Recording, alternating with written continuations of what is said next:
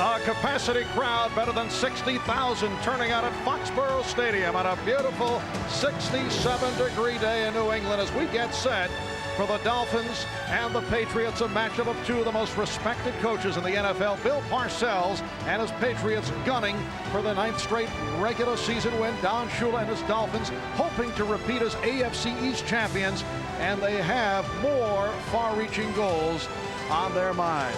Hi, everybody. I'm Marv Albert along with Chris Collinsworth. Now, last week, Miami knocked off the Jets in a rout, 52-14. Dan Marino got off to a shaky start, then came on strong in the second half. But, Chris, very tough to get a feel for the Dolphins off that kind of game. Yeah, because the Jets played so poorly in that one. And really, Dan Marino didn't play very well at all. He threw a couple interceptions in the ball game, missed a couple of wide open receivers that could have been easy touchdowns for him, and yet the Dolphins still scored 52 points. Scary what might happen here today if he gets hot. And Bill Parcells was telling us that he does not want Drew Bledsoe getting involved in another shootout with Dan Marino. Well, last year Drew Bledsoe was the entire story. If he got hot, then the Patriots had a chance to win. If not, then they didn't have a very good chance. But now with rookie Curtis Martin in there, who rushed for 100 yards in his rookie debut, something that no Patriots runner did at all last season, you have to think the Patriots have a much better chance with this balanced offense.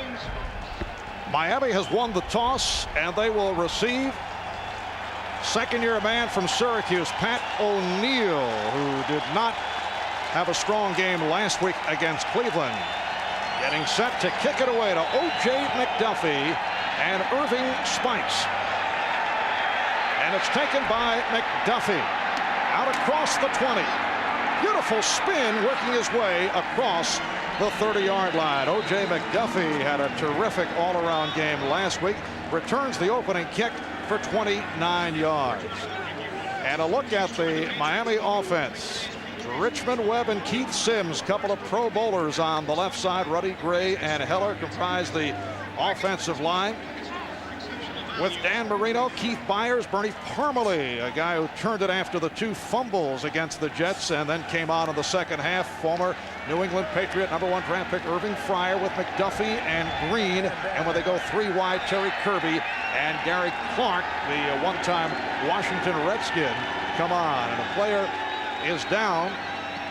That is David Green, backup running back, special teams man, being helped off the field.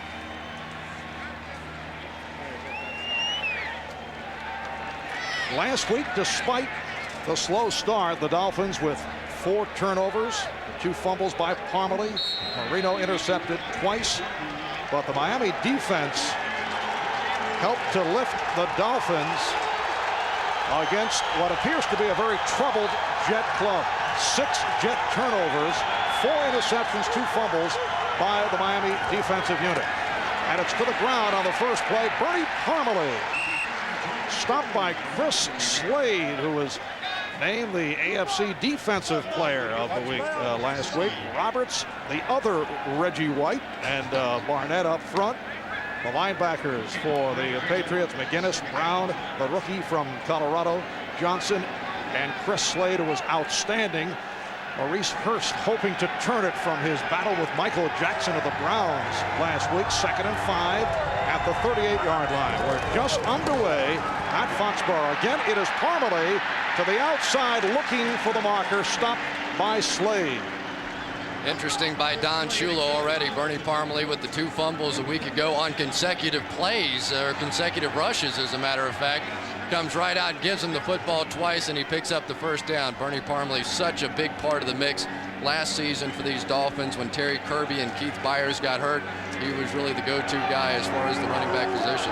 Don Shula telling us last night he had Irving Fryer walk over to Parmalee on the sideline after Parmalee was lifted. Had some sympathetic words, and Bernie was able to turn it around. That's Parmalee again with a 3rd straight carry. Stopped by Ted Johnson, a 2nd-round draft pick who had a very strong game last week. Bill Parcells saying that the Colorado defensive scheme very similar to what the Patriots use, and that has helped Johnson. He's a guy that really had to step up and play. They were really stung before the season started when Todd Collins decided to retire, and that meant that Ted Johnson had to play right away. And Parcells with not very kind words for Todd Collins, who retired on the first day of training camp. That was an unexpected retirement by Collins. So the linebacking core that appeared to be a strength looked to have some problems in the early going. This is Parmalee off the swing with the first down and additional yardage. Ricky Reynolds up from left corner to make the stop. So the Dolphins stay on the ground here on this opening series. Parmalee on a 10-yard pickup. Bernie Parmalee would like to thank Bill Parcells, incidentally, for his very nice new contract with the Miami Dolphins. No question. Right out here, just a simple slant. Going to hit out here in the flat. The basic pattern of the Miami Dolphin offense. And anytime you start to bite on that slant route, just makes it awfully easy for Bernie Parmalee in the flat. It is a first down at the 42-yard line. And now Marino throwing off his back foot, throwing it away. Everyone covered. And the crowd responding to the defensive work of the secondary.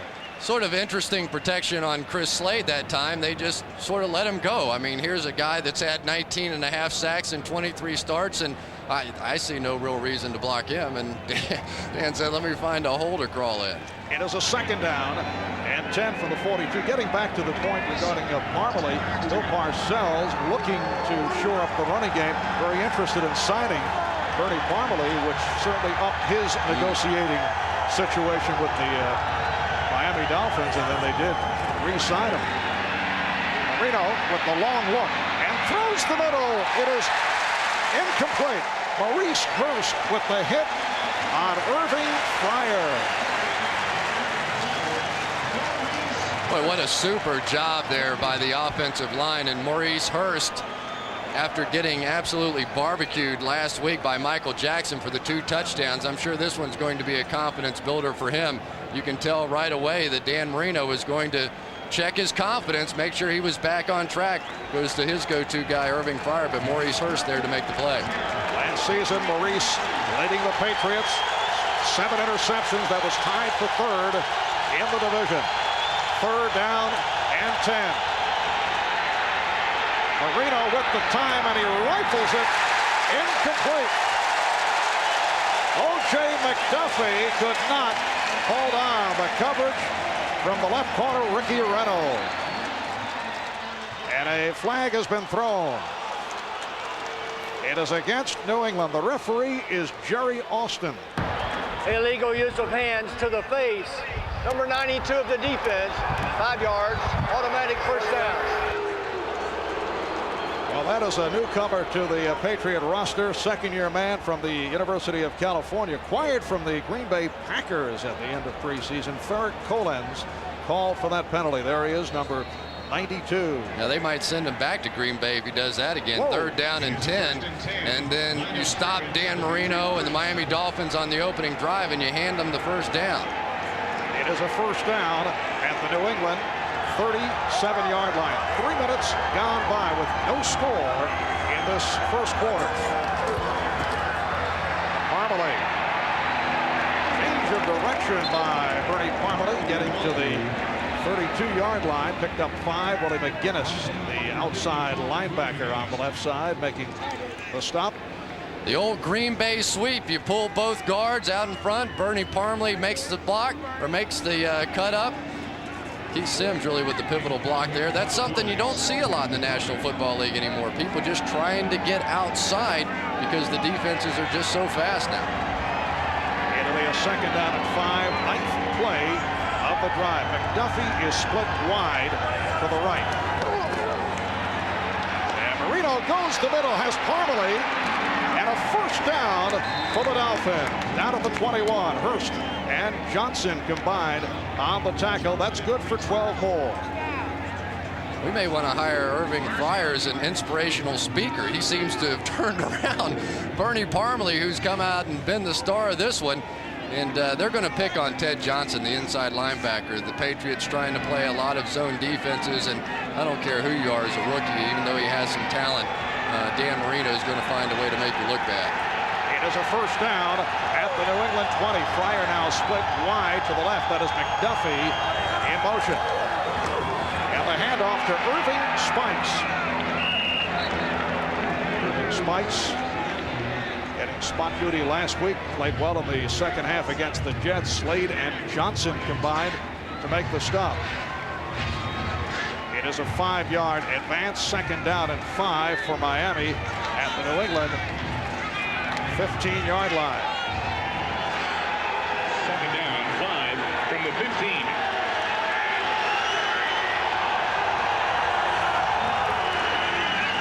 And again, Spikes. Got to cut inside, looking for the marker, but kept away from the first down. The strong safety, Terry Ray, with the good play on Spikes. You know, the one thing that Eric Green, the big tight end for the Miami Dolphins, has now given this Dolphin attack. They were always able to run over to the left side behind Richmond Webb and Keith Sims, and so good over there. But now you put the big Eric Green, the blocking back, out on the right side, get him matched up on some of these little cornerbacks and strong safeties. There's some big holes to run through. And the Dolphins going with a double tight end, Eric Green and Ronnie Williams, for this 3rd down and 2 at the 12. On the pitch, Parmalee looking to turn it in. He does. Has a 1st down inside the 5-yard line. Tripped up by Ted Johnson, and Miami playing possession football. They've had it right throughout this first quarter, and now have a 1st and goal at the 5. Marv, what an outstanding block here by Keith Byers, the fullback, number 41, coming right at you. Watch the patience to make this block. And then the attack, knock him out of the way. The entire 1st down made by Keith Byers. 1st and goal at the 5-yard line. Parmalee picks up a couple on the play.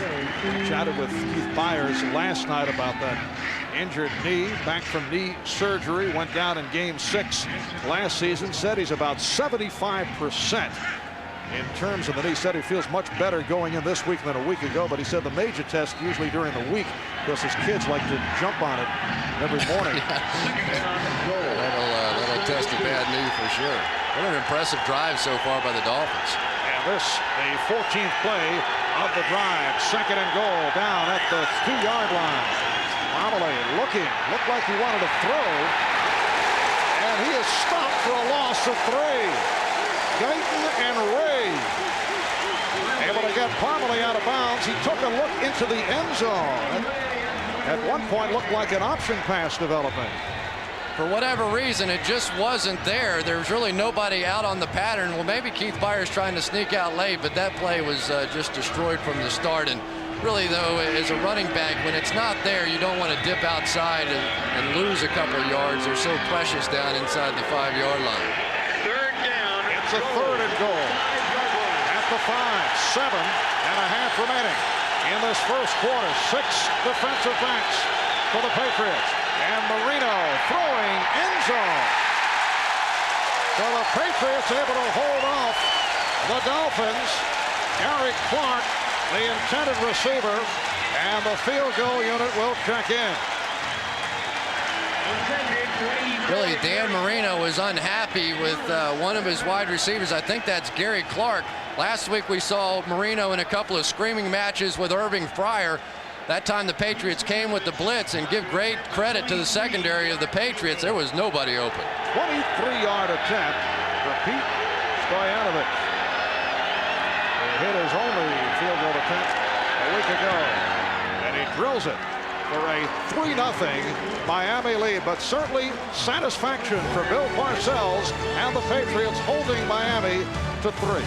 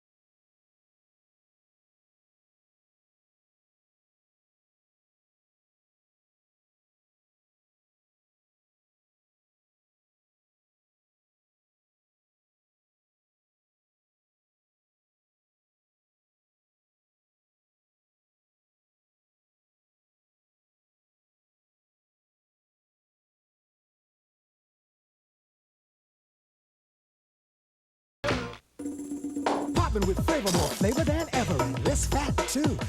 It's the right thing to do. Popping with flavor. Pringles right crisp flavors, they're new.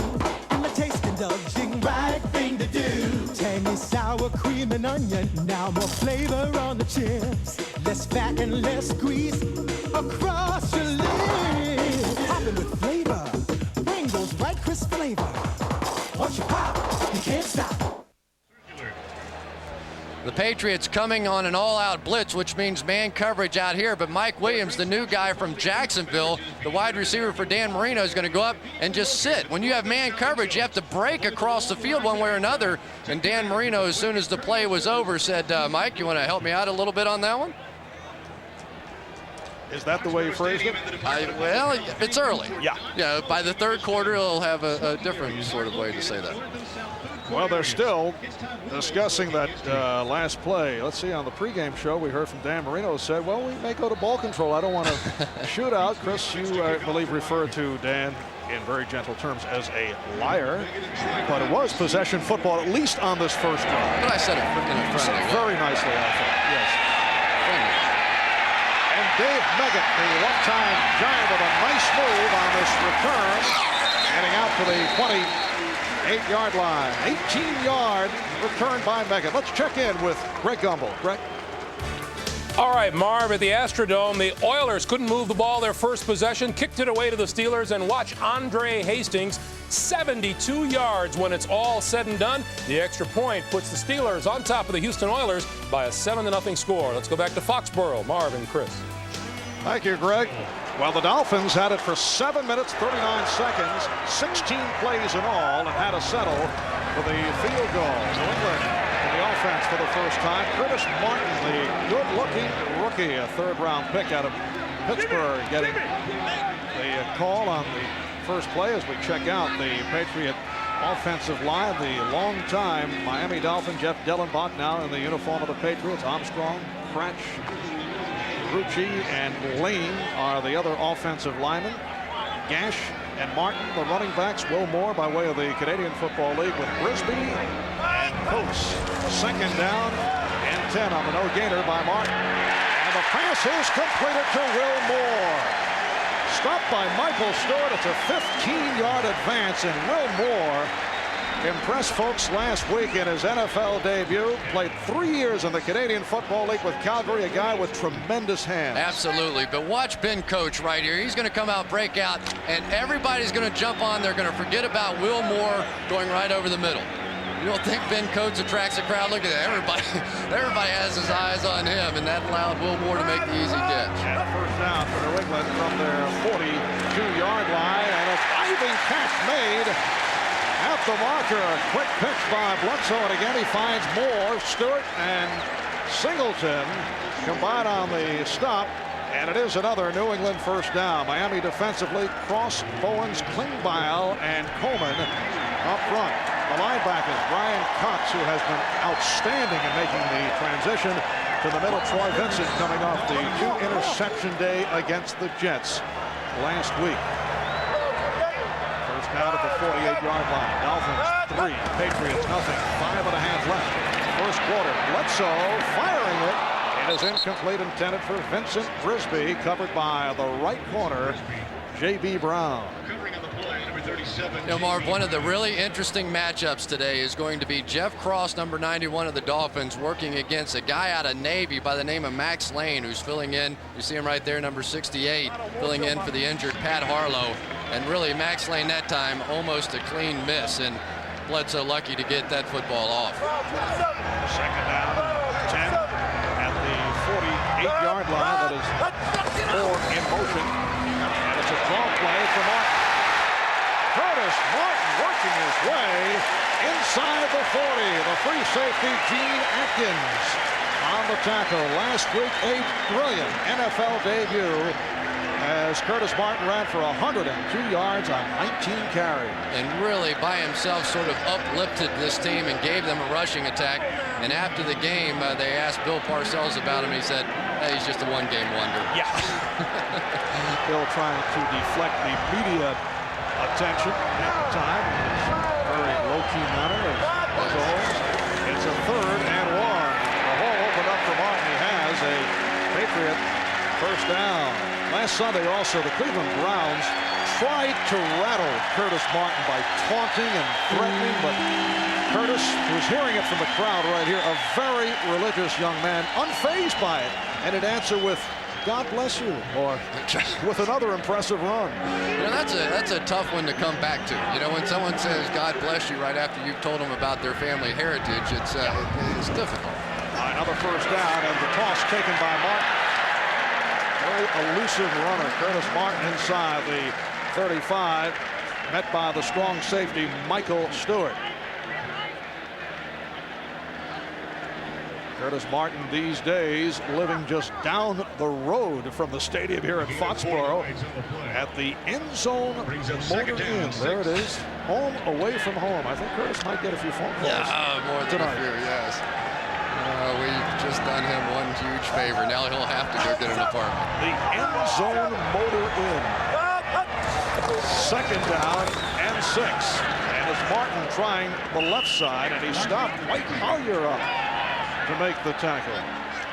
And Todd Rucci at the end of that play getting a little salty with Brian Cox. And Todd Rucci, the big right guard for the Patriots, is going to be in for a major dogfight today. He's going against Tim Bowens, who we were talking to Jet defensive coordinator Jim Vecchiarelli last week, and he said that this Tim Bowens reminds me of Cortez Kennedy, and so for Todd Rucci, going to be a long day. Nice play of this drive. Bledsoe, incomplete. Brisby not able to hold on. Should have made the catch. Covered by Brown. And it brings up a 4th and 4. And this is one of those situations that Vincent Brisby says that he wants. He wants to be the clutch guy. They allowed Michael Timpson to go to Chicago this year. And boy, I tell you, when you're the go-to guy, you have to make that play. And the Patriots will go for it. And as you can see, Bill Parcells a year ago went for the 4th down frequently and succeeded on 51%. And going for it here on a 4th down and 4 will not succeed at this point. That would have been a 49-yard field goal attempt had they gone for the field goal. And Matt Barr, not a guy who usually hits from long range. We'll be right back.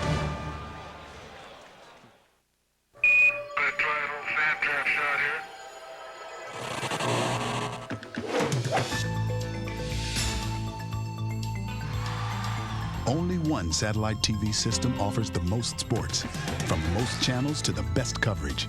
The Full View Satellite TV system. It's one giant leap in home television. Houston, could you repeat the whole thing again, please? Get free home installation. Call 1-800-FULL-VIEW for a dealer near you. Behr Premium Plus interior paint is made with pure titanium dioxide for cleaner, brighter whites and exceptionally vivid colors. And at the Home Depot, our paint pros will gladly match Behr Premium Plus with anything, except, of course, a premium price. Behr Premium Plus, exclusively from the Home Depot, where low prices are just the beginning. Just the beginning.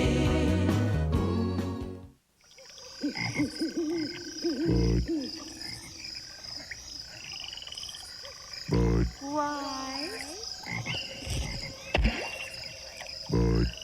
Why?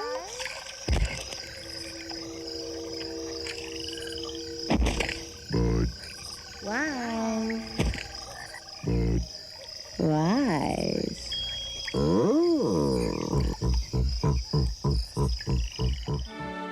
The NFL on NBC is brought to you by Windows 95 from Microsoft. Where do you want to go today? By Old Spice Soothing Gel. It takes the heat out of shaving, and now you've got proof. By UPS, the official package delivery company of the NFL. And by Full View TV, offering up to 350 channels, the satellite system with the best view. Just a gorgeous 68-degree day here in New England. Wind, though, could be a factor. Northwest winds 20 to 25 miles per hour. It's always a very difficult stadium. Tough place to throw into. And Miami starting out from their 32-yard line. Dolphins with a 3-0 lead. That's a timing pattern. Irving Fryer going all the way. Fryer beating the free safety, Myron Guyton. It was a foot race, and Fryer, the one-time Patriot, takes it 67 yards for the touchdown.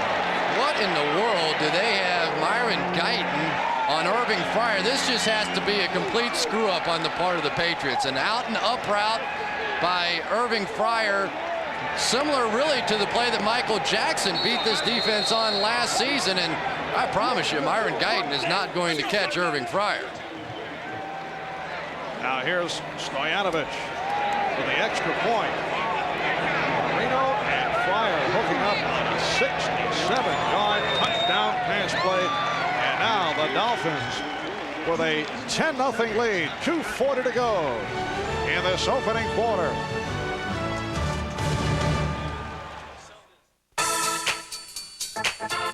There's a place in the Big Apple where New Yorkers rush to be on the cutting edge.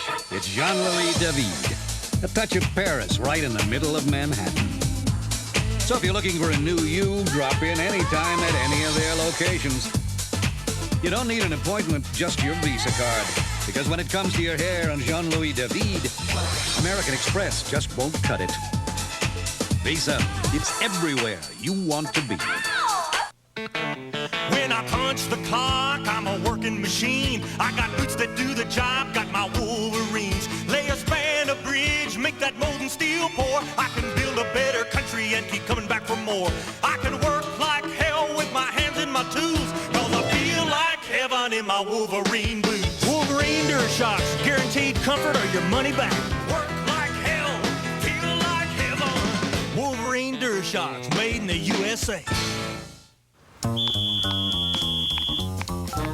Every time you make a long-distance call, AT&T sends out a signal to check the quality of the line, automatically routing around trouble before you've even finished dialing. Because in business, it all comes back to getting your calls through. Guaranteed network reliability at a competitive price. Linda, I'd like to bounce an idea off. Only from AT&T for the life of your business. Coming up next on the NFL on NBC, Troy Aikman, Emmitt Smith, and Michael Irvin lead the Cowboys against Elway and the Broncos. Our regional action next on NBC. The Patriots come with a corner blitz. Dan Marino reads it. That forces Myron Guyton into coverage, and there is no chance. Blitzing Dan Marino is a little like going to see Dr. Kevorkian for a head cold. It just doesn't make any sense at all. Easy touchdown. What a fine comparison. And then he lets Maurice Hurst know about it as well. Said, don't be trying that one again. I saw you go. Irving Fryer with his third touchdown of the season. Remember opening day in that wild one last year, he caught 3 Marino bombs. Meggett with the return. And Meggett with a nice burst to get across the 40-yard line. Sean Hill, the outstanding special teams player of the Dolphins, with the stop. The enemy of international commerce used to be distance. Today, it's time. You can no more wait for an urgent shipment from Taipei than from Chicago. I need those samples. So only UPS now guarantees overnight delivery by 8 a.m. from business capitals worldwide. They're still on the loom in Hong Kong. And since time's your enemy, If I can't have them first thing tomorrow, I can't use them. at least you know who your friends are. UPS, 8 a.m. delivery from business centers worldwide. Laboratory tests show the Stanley Sharpshooter staple gun requires a mere 19 pounds of force to drive a staple flush. Our competitor's model requires just a bit more. The Sharpshooter, only from Stanley. We're all in search of answers.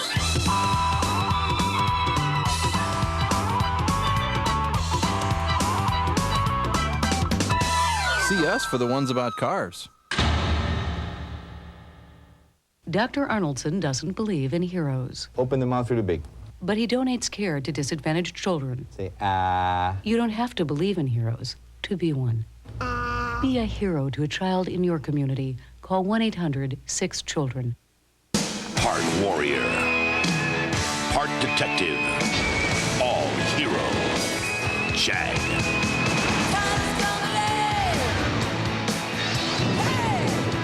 She's missing.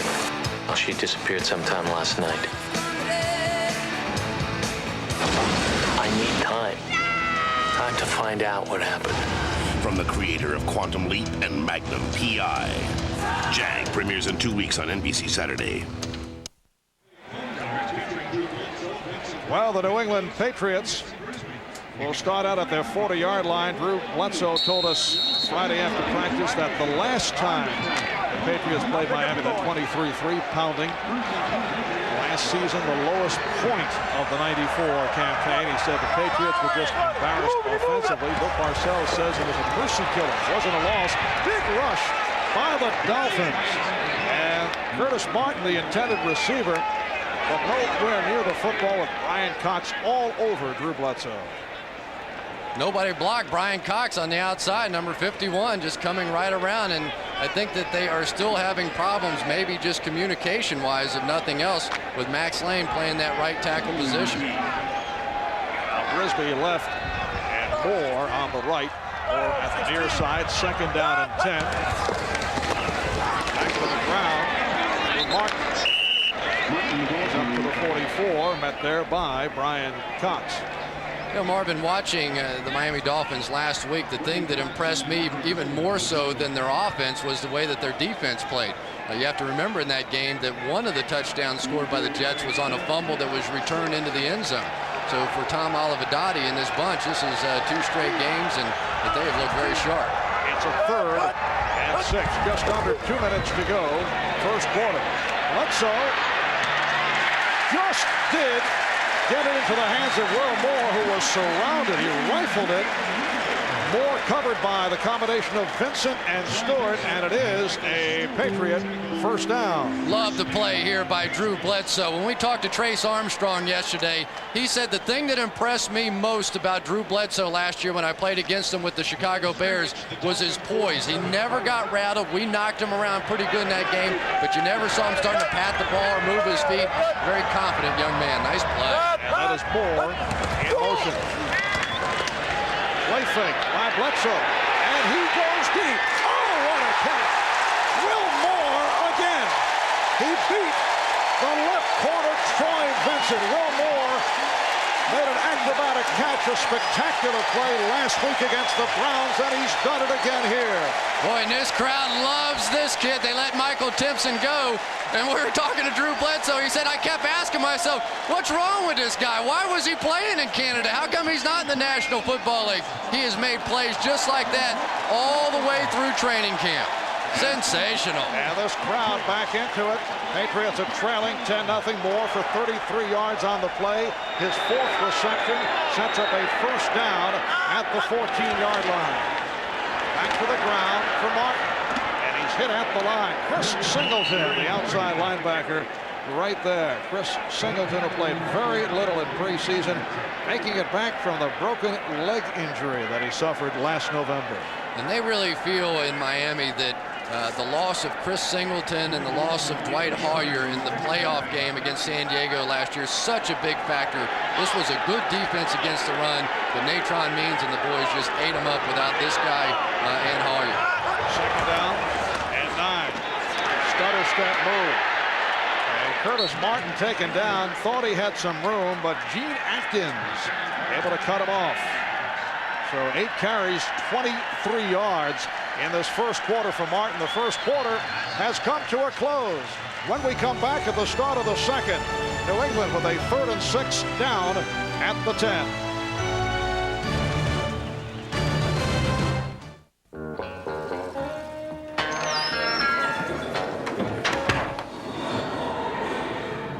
We'll take care. Can I help you? Yeah, Coors Light, please.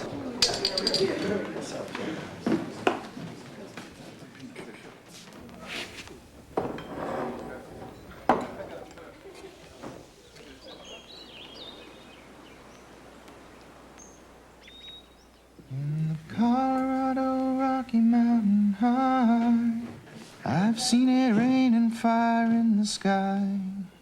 Shadow from starlight, softer than a lullaby. Rocky Mountain High, Colorado. Rocky Mountain High, Colorado. Rocky Mountain High,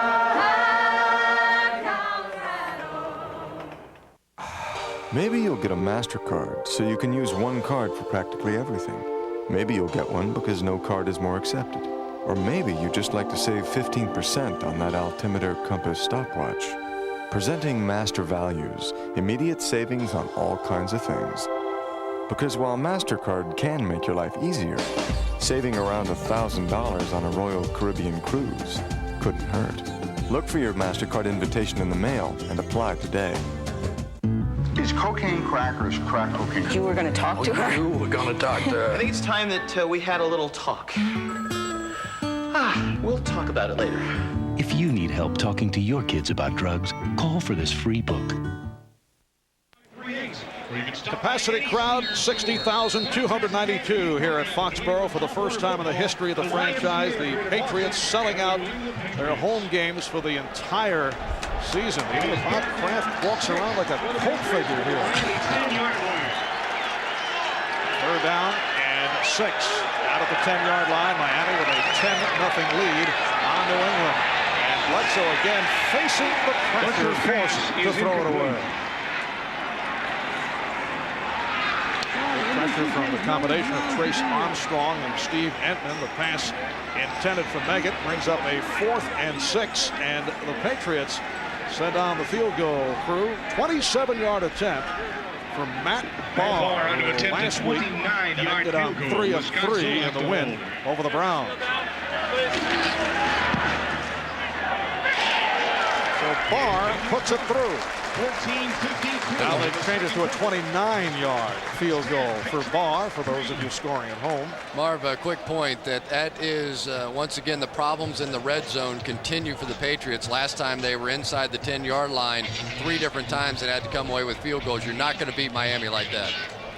And a reminder, coming up next on most of these NBC stations, it will be game 2 of our NFL doubleheader. Most of you will see Troy Aikman, Emmitt Smith, and the Dallas Cowboys coming off the 35-0 blank of the Giants, hosting John Elway and the Broncos. And some of you will see another AFC East matchup, Marshall Faulk and the Colts going up against the Jets right here on NBC. Chris, do you think the Cowboys have been distracted this week? Because of Dion? No, because Paul McGuire's been hanging around. Yes, I would say that's always a distraction. Especially that sweatshirt or whatever it was he had on. He was wearing an official Dion sweatshirt in the pregame show, which looked very lovely. What did you say that he used to do with all the PR directions? Just go around and say extra large, extra large. Not proud. And the return by O.J. McDuffie. Oh, what moves by McDuffie. Showing the entire repertoire as he runs to the 34-yard line. That's a 30-yard return by McDuffie. I really thought O.J. McDuffie was sensational last week, over 100 total yards of offense, and boy, did he put on a show with some of his returns. That's the way he made his first mark when he came in the league, but now he's moved into the starting role as a wide receiver as well, and part of the reason they were able to let Mark Ingram go to the Green Bay Packers, his play. Dolphins from their 34-yard line. Look at this, the first possession, 16 plays, had the ball for 7 minutes, 39 seconds, and then the quick strike. As Marino was able to combine with Fryer for the 67-yard touchdown. Irving Spikes trying the left side, met by Troy Barnett. And we are set for another update. Let's go to Greg Gumbel. All right, Marv, in the Astrodome in Houston, Mike Tomczak at quarterback, 15 yards to Mark Bruner. Eric Green's replacement at tight end in Pittsburgh this year. That makes it a 14-3 Steeler lead on the Houston Oilers late in the first quarter, Marv. All right, Greg, back here in Foxborough, 2nd down and 7 for Miami. The second quarter just underway. It's the Dolphins 10 and the Patriots 3.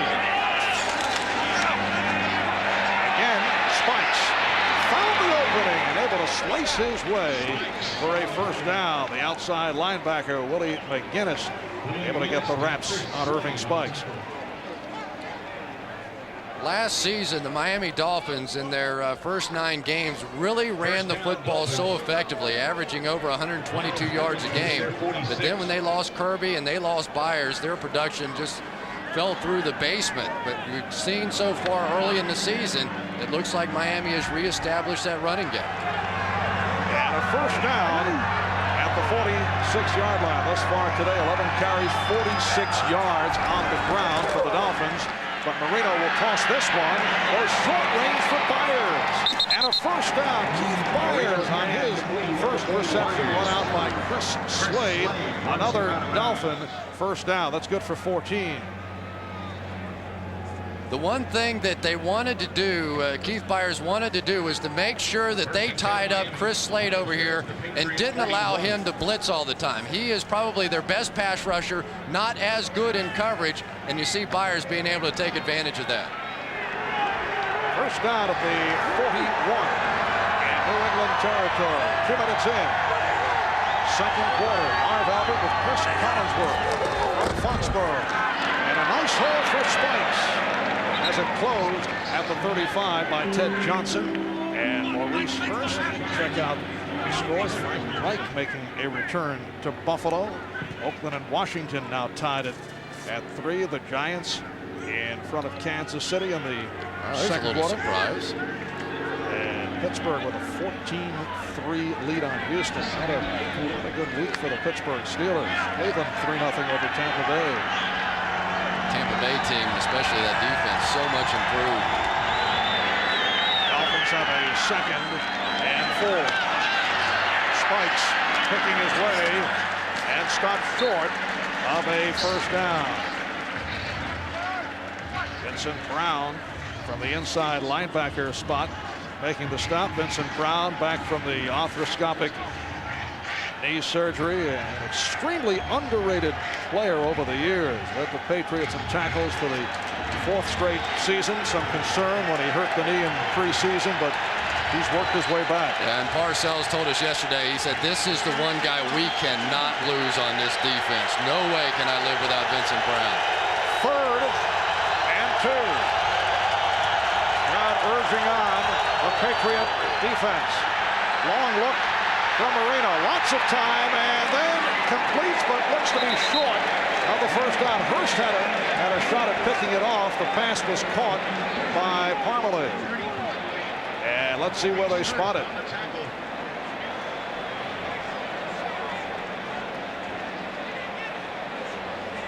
Eric Green had worked himself free in the secondary. He was working against Myron Guyton, but it just took so long for him to get open. Really, Marino just didn't have a chance to find him. And they will measure.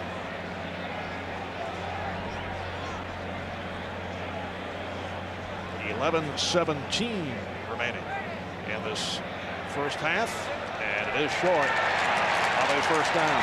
No question, go for it here. This is going to be a game of offense. You get that feeling already, and 3 points, not that much of a factor. Last season, Miami won both meetings against New England. The Dolphins have won 11 of the last 12 against the Patriots. And Marino has beaten New England the last 10 times that he has faced them. It is a 4th and about a half yard. This would be a 49 or 50-yard field goal attempt by Stoyanovich. So Schuler going for it.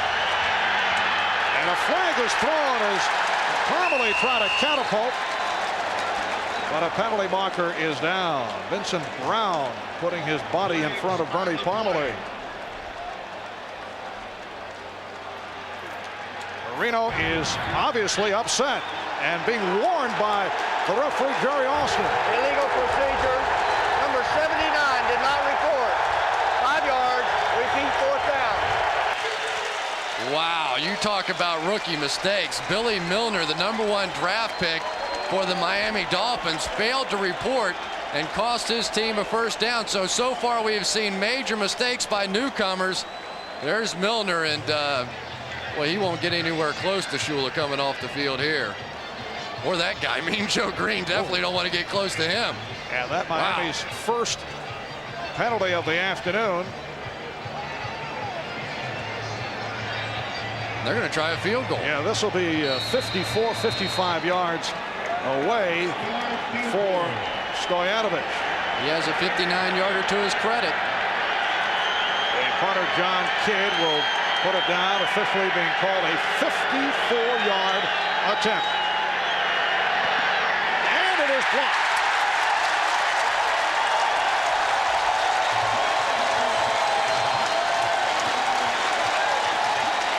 So the Patriots will take over with 10:32 to go in the second quarter.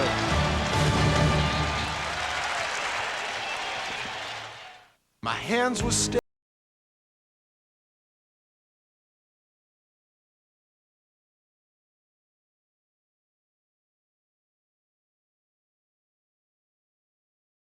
All day long. They shouldn't have to take one on the ride home. That's why Chevy has the most front and rear legroom of any full-size extended cab.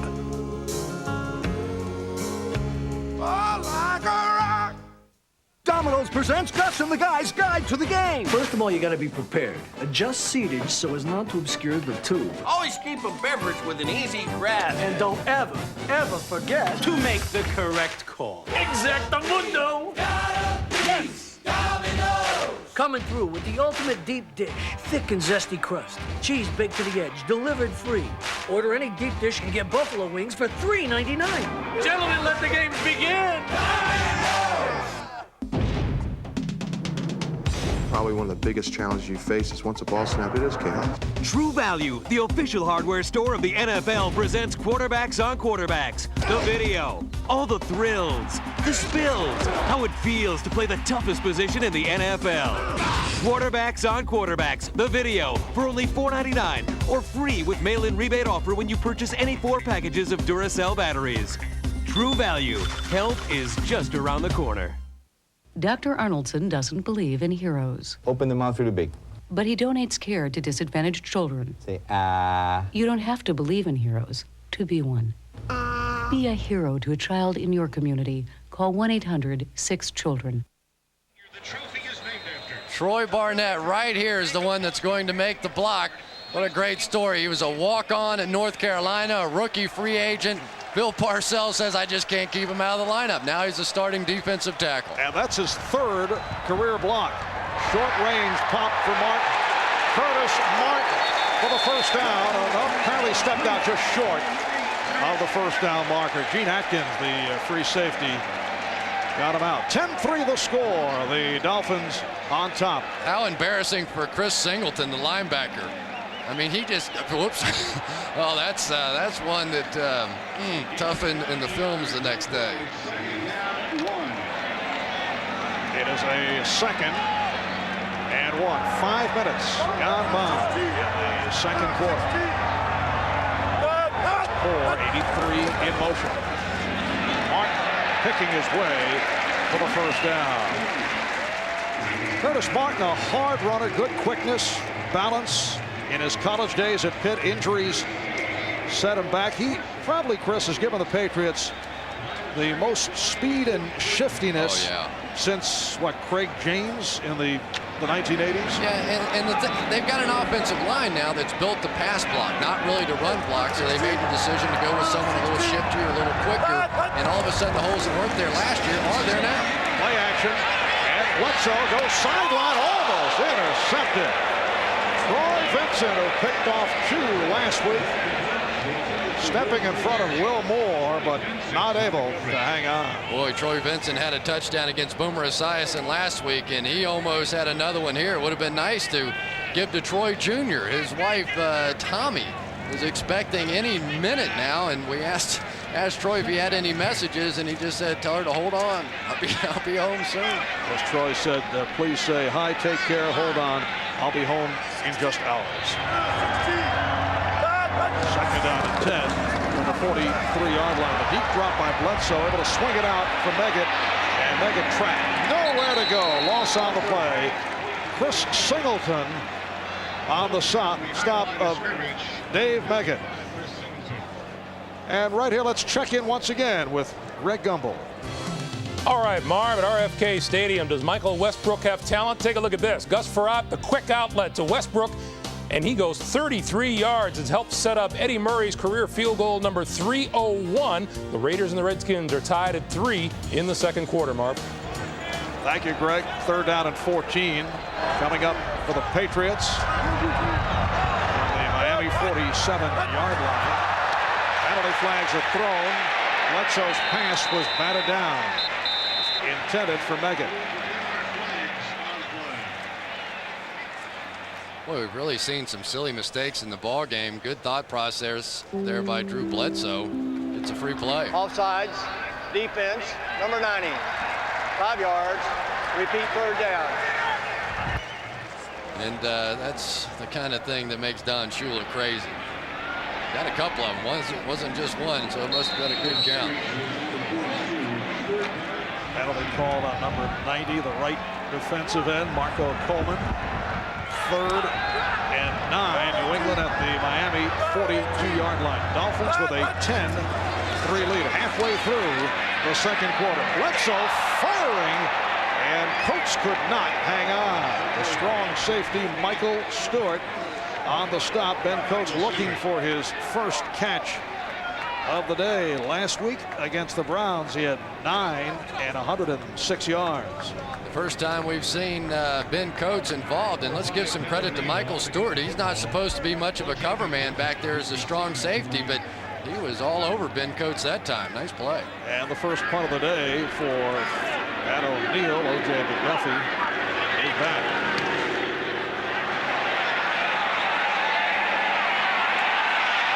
Just did carry in for the touchback. They'll bring it out to the 20 on the 42-yard punt.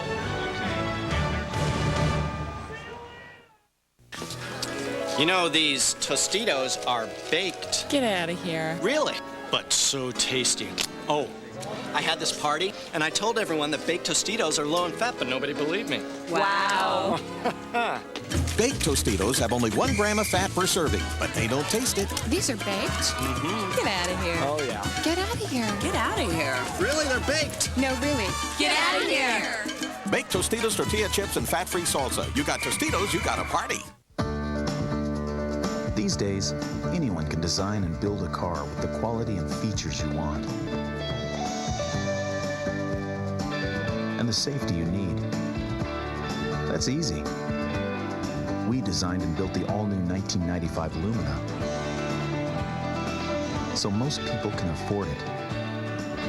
And that's what makes the new Lumina a genuine Chevrolet. Hey, Red Dog. What? Do you ever wonder why we're here? Where? You know, here. Why we exist? No. How come? I got better things to think about. But why are we the way we are? I mean, I'd give anything to be as big as you. True. You ain't big, but you're real quick. Quick? Yeah. I guess it all evens out then, huh? Well, that might be pushing it.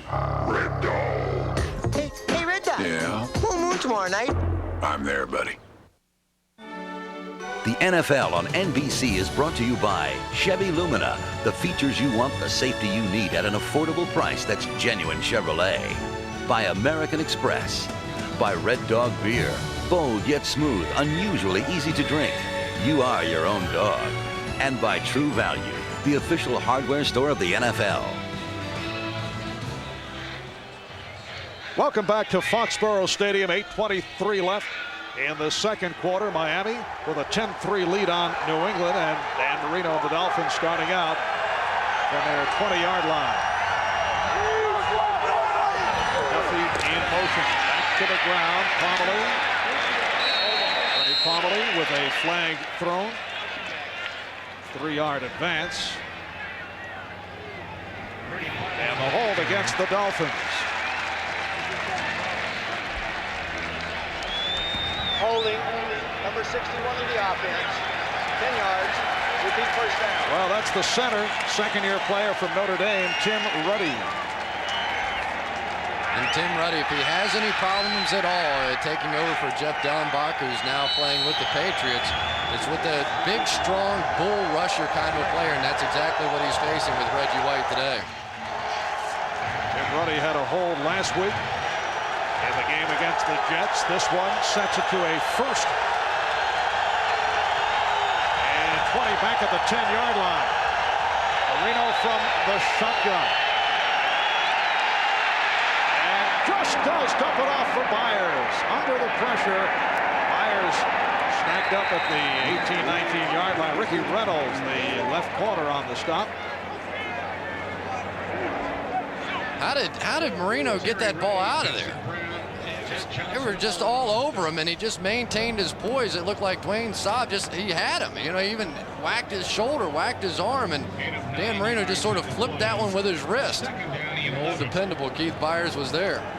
And Marino 6 of 9, 113 yards, the one touchdown on the bomb, combining with Fryer, 2nd and 11 at the 19-yard line. And the play is whistled dead.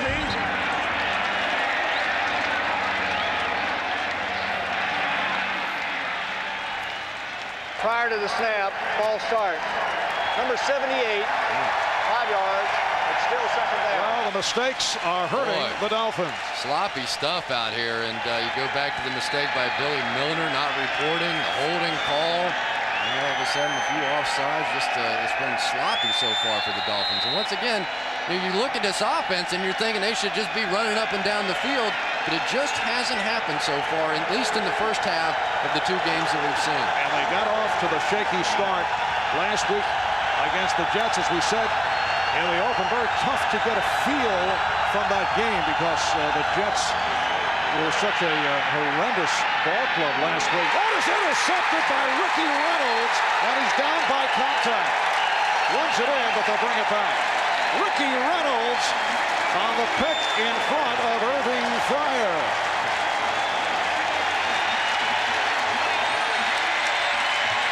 Ricky Reynolds, who last week had perhaps his finest game as a Patriot, trying to make amends for that opening day performance last season against Miami. Irving Fryer's going to fall down, and it's just going to fall right in the lap of Ricky Reynolds. Not exactly sure. Well, the ball was thrown behind. It just wasn't a well-thrown ball. Good heads-up play by Ricky, who came over from Tampa last year, big free agent deal, and didn't make many plays. And I think Dan Marino and Irving Fryer are going to be going at it on the sideline again, just like they were last week. Interception last week, and now picks off the great one, Dan Marino. And the Patriots first down at the Miami 22. They're trailing by 7. Bledsoe with the time, running, and it's intercepted. Michael Stewart stepping in front of Ben Coates, and the Dolphins get it right back. And now it's ruled incomplete. Did not hold on. Miami with the offensive unit about to come out of the field, and they're stunned. They can't believe it. I didn't see the drop, but Marv, that was the play we saw him run in practice the other day. You almost knew they were going to come back to it because they hit it a couple times in practice, and now the officials are huddling up. I'm not sure that we've gotten a final call on this one yet. Big call in the ball game right here with the Patriots with a chance to go in and tie it up. It appeared Stewart had it, and then we saw the indication of an incomplete pass, and now they are discussing the play. This is the very moment that instant replay would come into effect if it were used.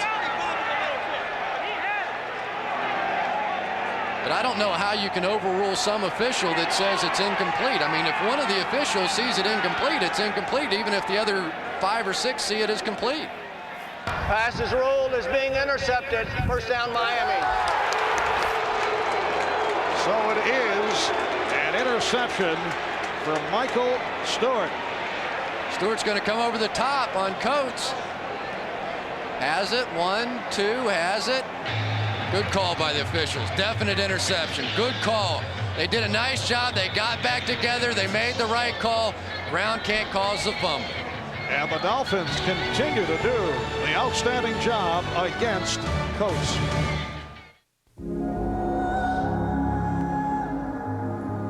Actually, Abercrombie & Kent isn't in the business of travel at all.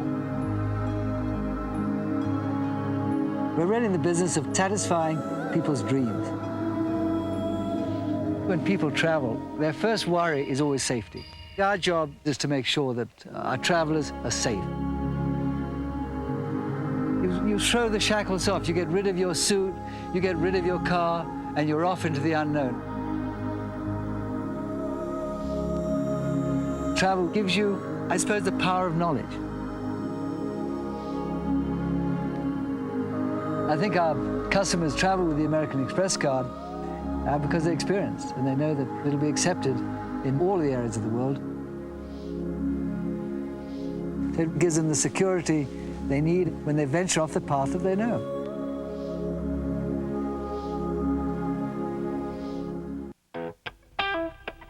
Nothing is tougher on dirt.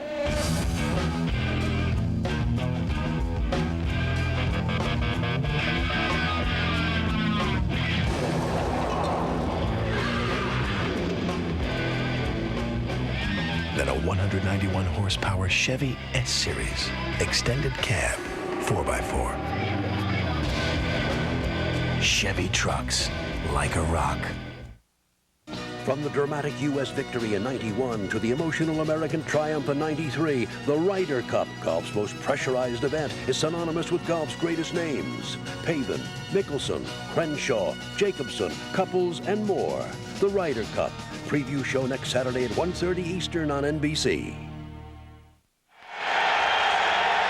Drew Bledsoe intercepted a moment ago for the first time this season. He led the NFL with 27 a year ago. That is the one area Bill Parcells would like to see him correct. Terry Kirby taking advantage of the big hole and a first down. Strong safety Terry Ray on the tackle. Marv, going back to the interception now, they're going to try and put some pressure on Atkins up the field and then just slip Ben Coates right up the middle. Unfortunately, Drew Bledsoe did not look off Gene Atkins, just stared at Coates all the way, and that allowed Atkins to make the pick. Check that, Michael Stewart, I'm sorry. And a first down at the 17-yard line. There's Michael Stewart, who had depressing memories of last year's opening day game against New England, despite the victory in the wild one.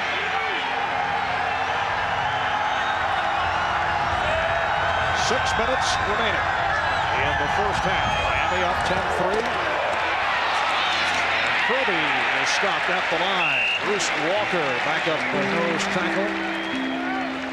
Second-year man from UCLA on the stop. It'll be a second down and 8. And they think Terry Kirby is getting close with this Dolphin team. He is further along than Keith Byers, although, to be honest, Byers has had much more of an impact on this offense so far than has Terry Kirby. But he was sensational a year ago, their leading rusher, until he got hurt. Marty Moore is in at the inside linebacker for Ted Johnson, who appeared to hurt his leg. Reno sideline, able to complete for Fryer, spinning his way for the first down.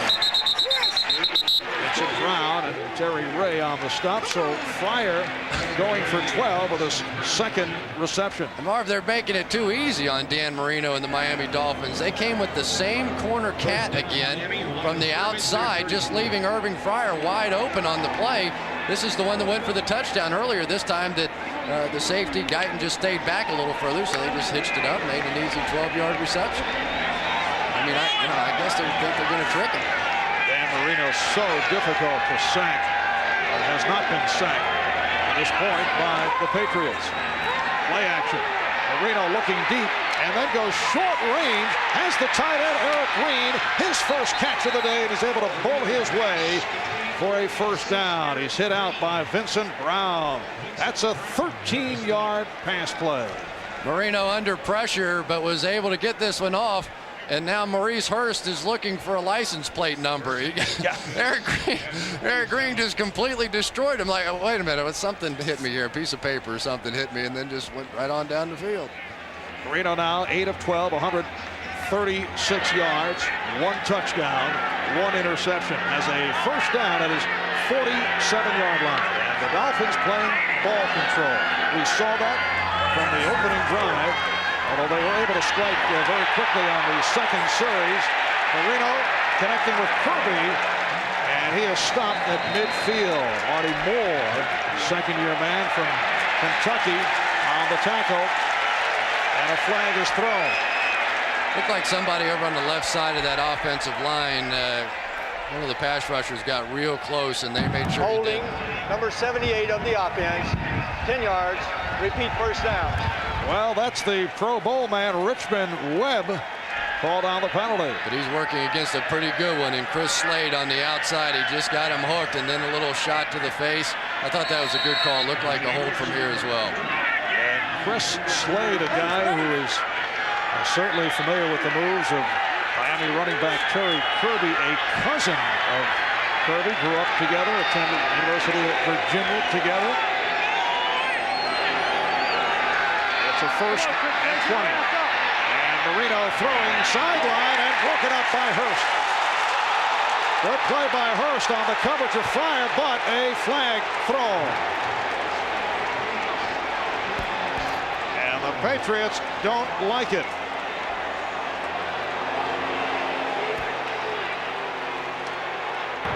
Pass interference, number 37 of the defense, first down. Crowd doesn't like it, but it was definitely pass interference.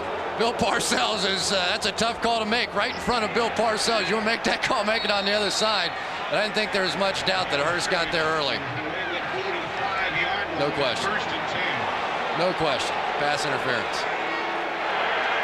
Miami first down at the New England 45, 3.5 remaining. First half, Dolphins 10, Patriots 3. To the ground for Kirby.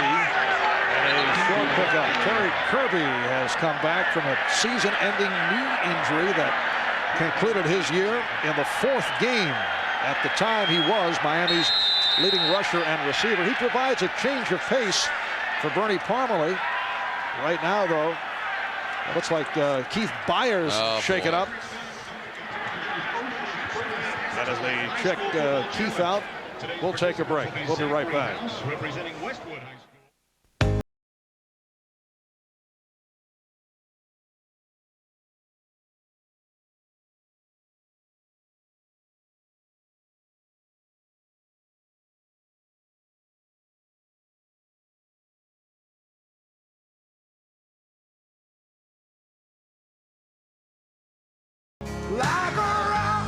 Chevy, the most dependable, longest-lasting trucks on the road.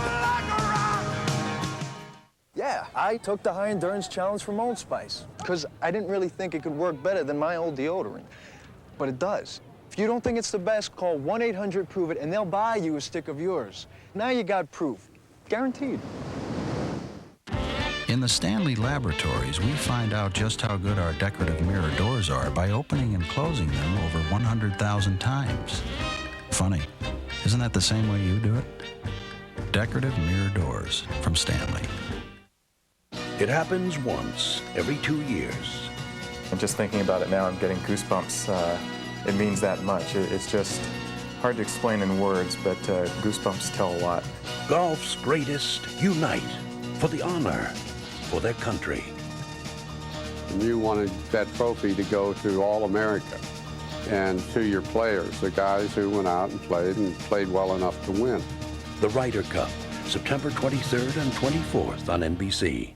NBC. 1 week from Tuesday is NBC Premiere Tuesday. All new must-see TV. Wings. Season premiere. The wedding was hot. The honeymoon sizzles. News Radio. The season premiere. Frasier. The season premiere. From the producers of Wings and Frasier. The Pursuit of Happiness. That's must-see TV. NBC Premiere Tuesday. 1 week from Tuesday. Well, Keith Byers, who is back from knee surgery on the right knee, and he hurt his right knee right there. Well, he looked at by the Miami training staff. And Marv, you see the concern of all the players. One of the more popular guys on the team, great personality, has worked so hard to come back from that reconstructive knee surgery. Everybody in the entire league cheering for him, and what a scare to go down. Really, it was just his own man falling on the back of his leg, both Terry Kirby and Richmond Webb, as he tried to make a block on Chris Slade, and the pile just caught up with him. On the subject of injuries, we're told that rookie linebacker Ted Johnson of the Patriots out for the game because of an injured right knee. That's why we have been seeing Marty Moore. Second down and 5 down at the 40-yard line. Kirby accelerates and is able to break through for a first down. Vincent Brown on the stop. This is a drive that began at the Miami 4-yard line. It began with the interception by the strong safety, Michael Stewart. And right now, Miami's offensive line is just taking over. These are some large holes, and Bill Parcells thought he had gotten more size on the defensive line, had fixed part of the problem of his guys just getting run over a year ago, but it's happening right now in this ball game. First down at the Patriot 31 off the pitch. Here's the option pass from Kirby. It fools the Patriots. Fryer runs it in. Well, the Dolphins going for some chicanery. A 31-yard option pass from Kirby to Fryer, and the former Patriot Irving Fryer has scored his second touchdown of this first half. The crowd not appreciating the celebration. No, and he got ripped in the local papers today, what they call him, a cocaine head or something. I forget what it was.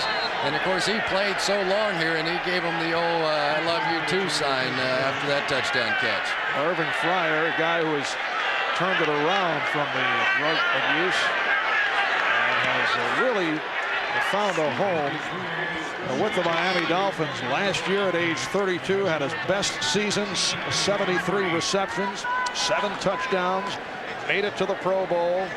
Caps off this drive that goes 7 plays, 96 yards, all that following the Stewart interception. And ordinarily you think that Keith Byers would be the one throwing the ball. He's thrown 6 touchdown passes in his career. Byers goes out of the game. Maybe your defense doesn't even think about that play, and then Terry Kirby burns him on the option pass. Marty Moore was giving chase, but by the time that Marty Moore had the play figured out, Irving Fryer was in the end zone. It's always a job that you have to do. You have to be an actor as a wide receiver on this play. You have to sort of pretend you're blocking, get lost in the shuffle, and then take off. And the secondary really was fooled on the play. Chris Keith Byers very proud to tell us he is 6 for 12 in the passing game. All completions. He said his quarterback rating is better than Marino. Pointed out that it's 127.2. He said not to be too specific. Yeah, not to be exact or anything, yes, but and the other thing was he said that the interception wasn't my fault. The protection broke down. Right. So, you know, he's a typical quarterback. He has the quarterback mentality going. Stoyanovich will kick it away to Megadon Brown. The Dolphins have opened up a 17-3 lead. Megadon from the goal line. Out to the 10. He's across the 25. And hauled down around the 30. Jeff Kopp, backup linebacker, making the play. Marv, I don't think that they have any choice but to try and put some points on the board here. 17-3 to the Dolphins. You can't afford to sit back and hope things get better in the second half. They have to go into their 2-minute offense and put some points on the board here.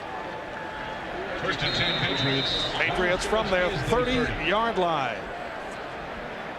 And coming up on the Domino's Pizza NFL on NBC halftime report, Greg and Mike and Joe with all the scores and highlight. Jim Gray will have an interview with Troy Aikman of the Dallas Cowboys.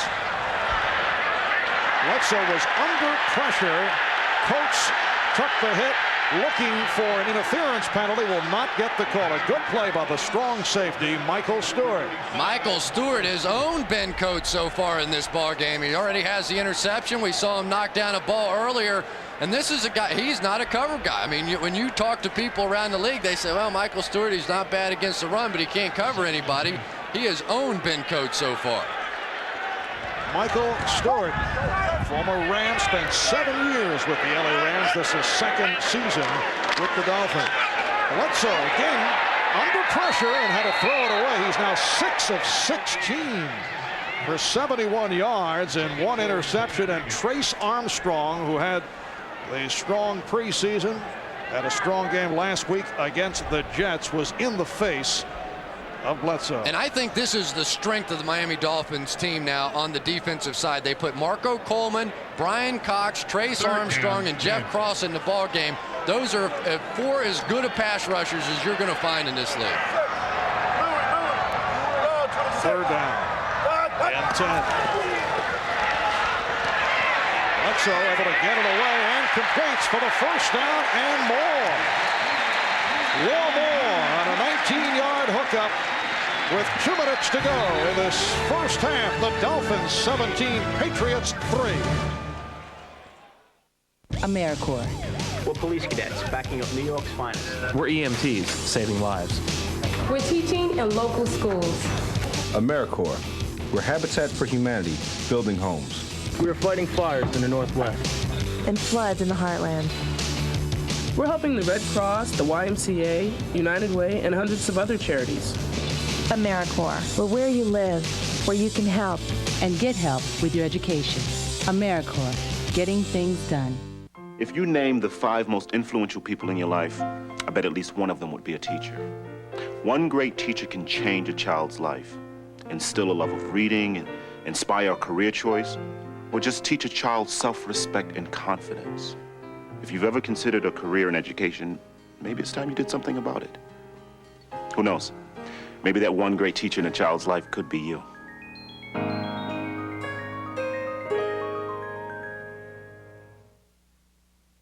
NBC. NBC Premier Week starts Saturday. All new must-see TV. Tuesday, Wings. News Radio. Frasier. All new must-see TV. Thursday, Friends. Seinfeld. ER. And now a third night. All new must-see TV. Sunday. Mad About You. Hope and Gloria. NBC Premier Week. The best dramas On television. NBC. NBC Premier Week starts Saturday. Next Sunday, complete coverage starting at 12:30 Eastern of an NFL on NBC doubleheader.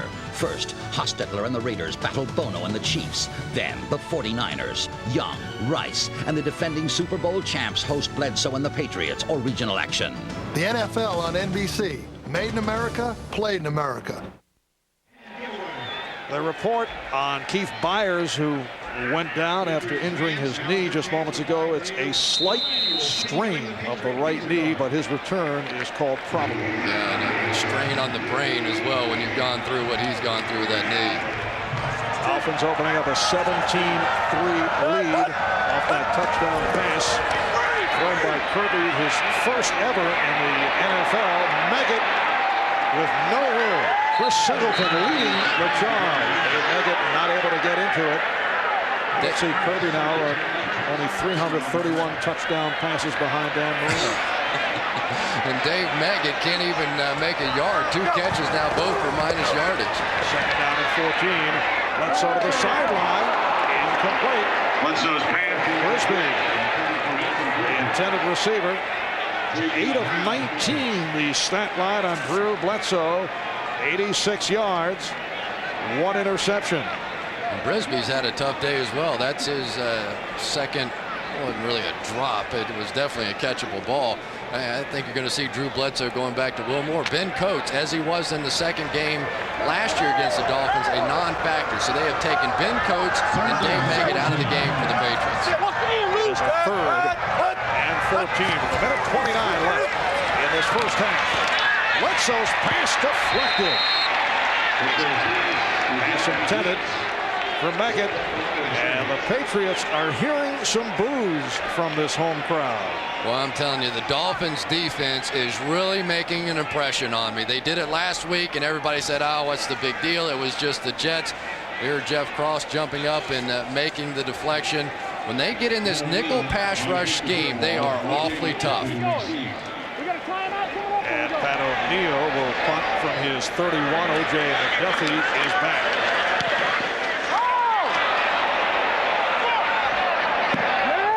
Lets it bounce, and it's fielded at about the 26. Only a 30-yard punt by McNeil. So a big first half for the combination of Dan Marino, Irving Fryer, the one-time New England Patriot. Fryer with 2 touchdown receptions. We touched on Irving's history as a member of the Patriots. Been a long way back for Fryer from his troubled past and his days here with New England. He's turned it around from drug abuse and assorted personal problems, a subject we discussed with Fryer. I was a different person then. I was younger. I was a so-called man, but I think I was a boy, an immature man, thrown into a man's position, not knowing what was expected of me and not being told what was expected of me. So I just learned the hard way, just like anybody else would who would be thrown in that position. And, you know, I'm a better person for it, and I wouldn't change anything. Yes, he has come back from adversity, now an ordained minister, in fact, writing a book about his experiences. If he leaves all his experiences in the book, I think he might have a bestseller. Could be interesting indeed. Second down and 8, Marino. Couldn't find anyone. A penalty flag is thrown. A beautiful catch is made by the tight end Green, who had not been touched. And Green racing it inside the 15, but there is a flag in the Miami backfield. And it appears that it will be called on the Dolphins. Keith Sims, the left guard, looking like the guilty party. Holding number 69 of the offense, 10 yards, repeat second down. And that is Sims, and that erases the 55-yard combination with Green. And Ricky Waters, take note. Sometimes if you dive for footballs, good things happen. That's one that Ricky pulled his arms back on a week ago for Philadelphia. Boy, Eric Green, I'm telling you, this guy is a great talent. And I know people in Pittsburgh are saying that they're probably not going to miss him, and they got another tight end now, and it's not that big. Let me tell you something. This guy is one great football player. Keith Sims is, too. Talking about Eric Green. Can you believe, incidentally, what Waters had to say after that game? It was remarkable. Second down at 18 at the 20. 40 seconds to go in the half. Kirby followed up. Combination of Collins and Brown on the stop. 17-3 Miami with 34 seconds left in the half and a timeout call. Notre Dame football, Major League Baseball, the playoffs and the World Series, the Ryder Cup, the NFL, the Breeders' Cup, the NBA Game of the Week, Super Bowl 30, the Olympic Trials, the 1996 Olympic Games. Truly, the year to be on NBC. Back in Foxborough, New England taking that timeout. They have 2 remaining. Miami with all 3. That's ahead. Domino's halftime report, hosted by Greg Gumbel, Mike Ditka, and Joe Gibbs in the studio. I'll take a look at the halftime highlights, games around the NFL, plus a close-up look. Troy Aikman of the Dallas Cowboys. 17-3, Miami with the lead. They finished off that first series with a 22-yard field goal by Stoyanovich, 16 plays, 7.5 minutes. And Marino on that timing pattern, 67-yard pass to Fryer for a 10-0 lead. Barr of New England with a 29-yard field goal. Then Eric Kirby throwing his first NFL pass for a touchdown, 31 yards to Fryer. And that accounts for the score. And this is Kirby, stopped by Brown. Clock is stopped with a timeout call. 27 seconds remaining in the half. That running play simply to force New England to burn another timeout. So now they're going to get the ball back with about 20 seconds and only 1 timeout to play with. And, you know, again, that holding call, or else Dan Marino would have had another chance to go put some more points on the board. The Dolphins have had great success in recent years against the Patriots. The last New England win over Miami in the 1993 season finale here at Foxborough. The Patriots with a 33-27 upset in overtime. That closed out the season with a 4-game win streak for the Patriots, and the Dolphins in the process were knocked out of playoff competition. And you have to wonder who's going to challenge Don Shula in this Eastern Division of the AFC. The Jets got murdered last week. So far, Bill Parcells and the Patriots have been no match. The Bills don't look very tough this year, and the Colts lose to the Bengals on opening day. This may be an easy run for the Dolphins. Although we have seen over the last year and a half, New England Patriots, it's not a promo to stay with the game, but they have been a very good come-from-behind ball club.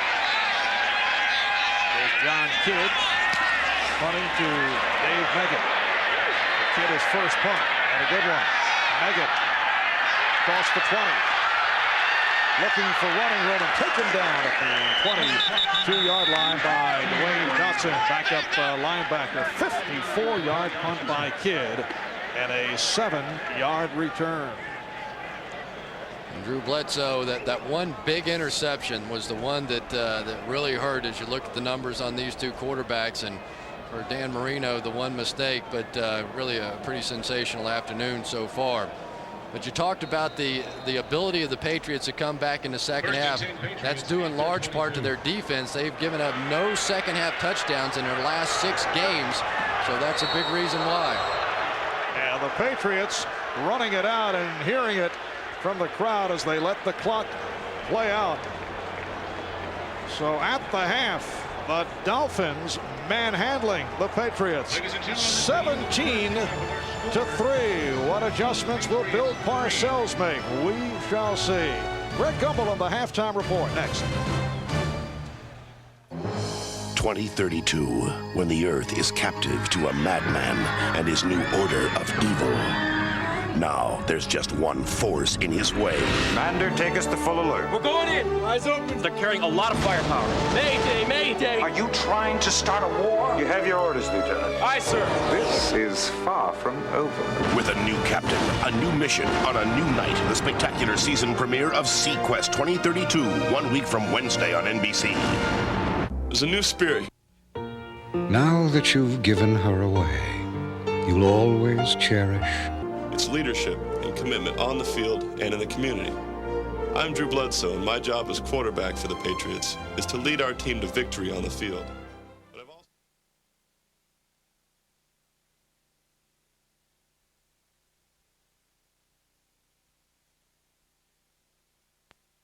And Boys on the Side in September, except on TVN. Seek, and ye shall find. Catch them all in September on TVN. Impossible. Try to remain calm. We can't stop it. Why wait for everybody else? Like, hello? TVN brings you movies you want when you want them. Please tell me you're kidding. In September, there's no better place than TVN. You're watching NFL Sunday Ticket.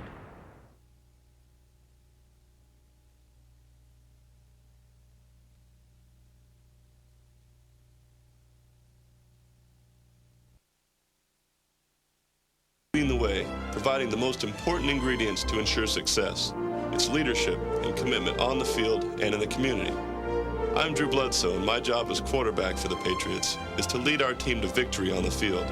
But I've also joined the NFL United Way team. I'm a United Way volunteer, along with my teammates and our Patriots owner, Bob Kraft.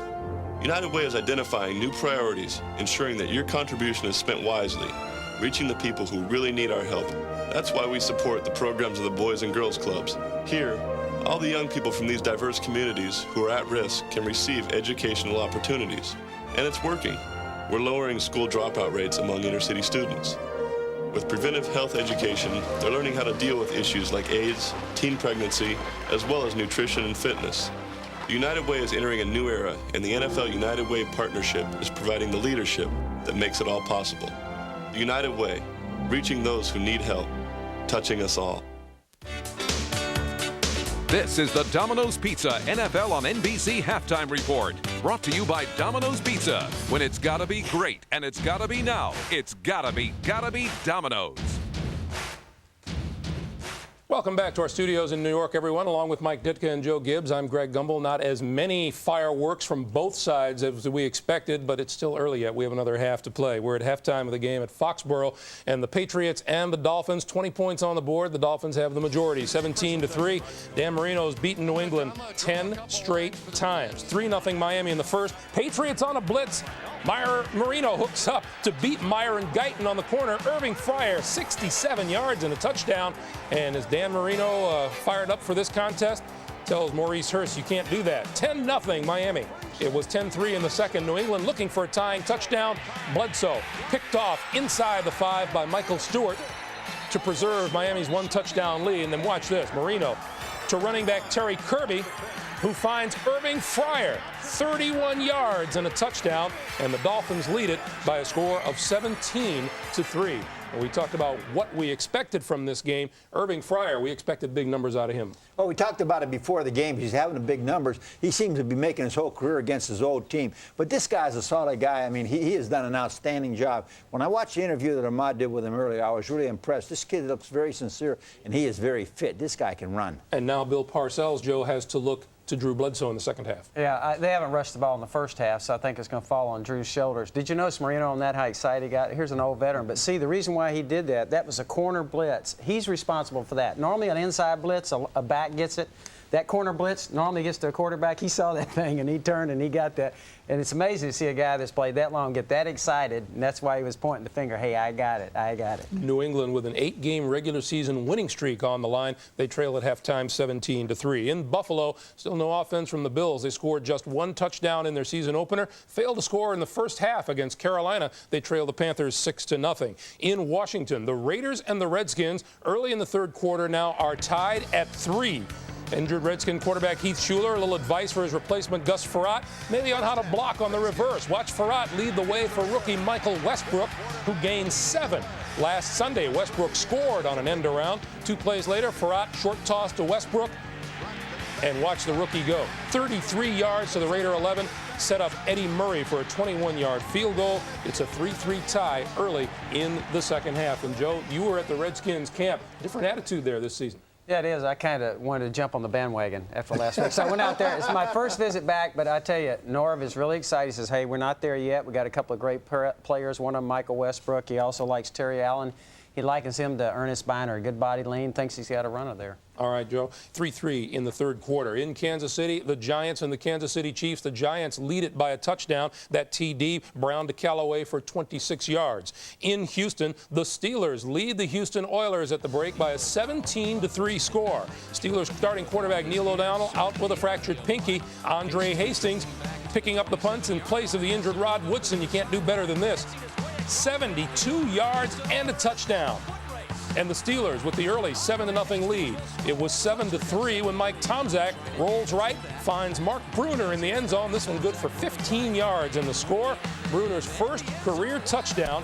The Steelers in control as they get ready for the second half, 17-3. Got to admire how the other Steelers step up in place of the injured stars. Well, they really have, and I think that's a credit to the coaching staff. But the best 4 players they had on the field last year probably were Eric Green, O'Donnell, Woodson, and Foster at the end of the season. They don't have any of those players in there now, and they're still winning. Got to give a lot of credit to Mike Tomczak. He hangs in and got a lot of guts. He makes plays when he has to make plays. It isn't always pretty, but he's pretty effective. All right, Mike Tomczak, 8 of 13 for 78 yards and a touchdown in the first half. In Cleveland, the Browns defense has shut out the Bucs in the first half, and the Browns lead at 19-0 at the break. NFC Central battle in Minnesota, the Vikings and the Lions are tied at 10. And in St. Louis, the Rams all over the New Orleans Saints, 17-3 late in the first half. And up next, we'll talk about our big doubleheader game between the Denver Broncos and the Dallas Cowboys. We'll hear from Troy Aikman. That's right after these messages from your local station.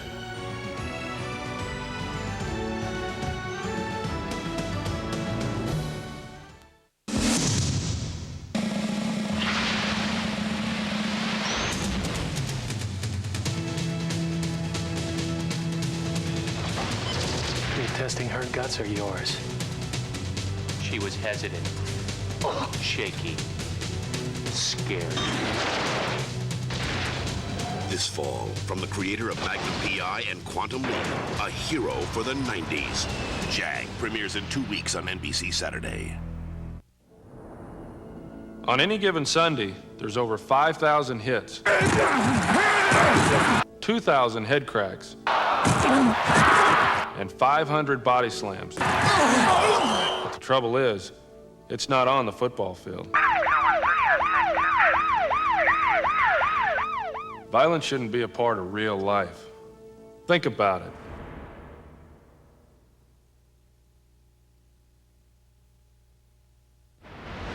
This is NFL Sunday Ticket. This is the Domino's Pizza NFL on NBC Halftime Report. Brought to you by Domino's Pizza. When it's gotta be great and it's gotta be now, it's gotta be Domino's. Welcome back, everyone. The featured game in the second half of our doubleheader is Denver at Dallas. The Cowboys looked sensational in routing the New York Giants on Monday night, and as usual, Troy Aikman was one of the big reasons. Jim Gray spoke with the 28-year-old Cowboy quarterback. The final score is San Francisco 38, Dallas 28. The king is dead. Long live the king. Everyone was excited about getting this season underway and putting all the speculation to rest as to what kind of team we were going to have and how good we were going to be and how we were going to handle certain things. And now that we've gotten this one behind us, the hard part is doing it week in and week out. I want to ask you about your owner, Jerry Jones, and all the controversy that has been surrounding him. What's it like for the players with this circus atmosphere, whether it's celebrities and so forth on the sidelines or licensing deals outside the context of NFL properties? What's it like for the players? We really don't pay that much attention to it. The one thing we understand is that Jerry is a pretty controversial individual, and he's going to do things on his own terms. And I think on the one hand, you've got to respect that. And I know personally, on the other hand, then I could see where maybe some other people might be concerned by some of his actions. But I say that, and to the best of my knowledge, Jerry has not done anything that has been wrong. He certainly has pushed the envelope to the edge on a number of occasions. But I think that in time, we'll all find out that whether or not the actions that Jerry's taken with the different deals that he's worked out will better serve the NFL in the long term, or if they may be the very thing that destructs the NFL. Certain teams are dominated by the coach. Don Shula in Miami, Jimmy when he was here with the Cowboys. Is this more of a player's team than a coach's team?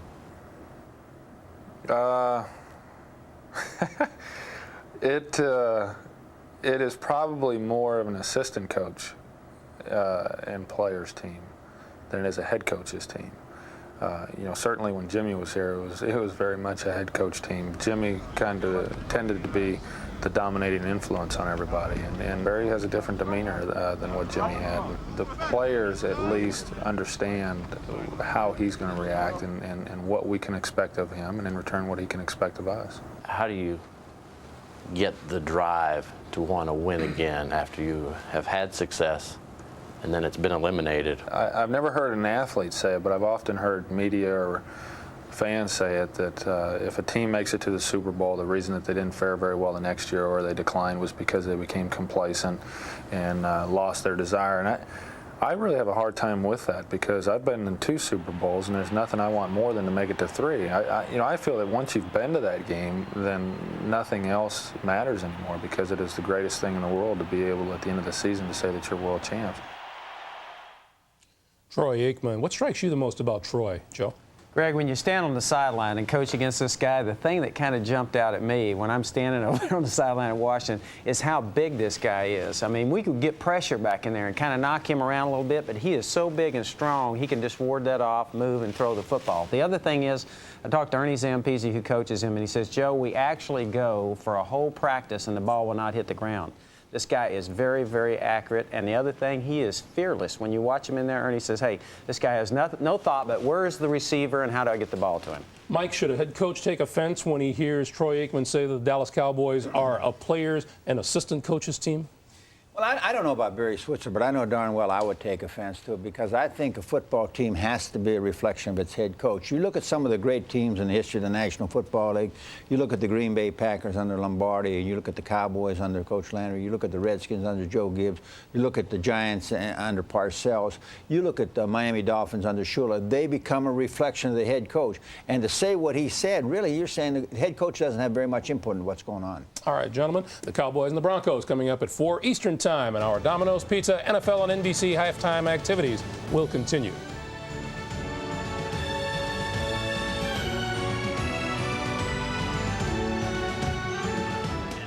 Back in Foxborough, decisive first half for the Miami Dolphins. Marv Albert with Chris Collinsworth. And the story in the first half, Chris, the fact that the Patriots have not allowed Ben Coates and Dave Mega to get into this game. And those are their 2 playmakers. And if they can't pick up yardage from those 2 guys, it's going to be a difficult time. 3 points tells the story. All right, a look at the Coors Light halftime statistics. Check out time of possession. Yeah, sometimes statistics lie and sometimes they don't. Not hard to guess which team is in the lead looking at those stats. Time of possessions, first downs, total yards, so really total domination in that first half by the Dolphins. And a very strong first half for Dan Marino. Not the case for Drew Bledsoe, who was facing pressure right throughout. Pete Stoyanovich will kick it off to the combination of Dave Meggett and Troy Brown. Brown in his third year out of Marshall. They'll have to tee it up once again. In the 25-second period, will be a 5-yard penalty. There's the new rule. Once they give you that football, they're trying to speed it up. They don't like 3-hour and 15-minute football games in the National Football League. You've got 25 seconds. They start the clock, and if you don't get it off, you get the kicker from the 25. Just last week, we broadcast the Miami Jet game, the 52-14 rout by the Dolphins. That went almost 3.5 hours. And felt like it. In a major way. All right, the kick by Stoyanovich. Meggett on the return.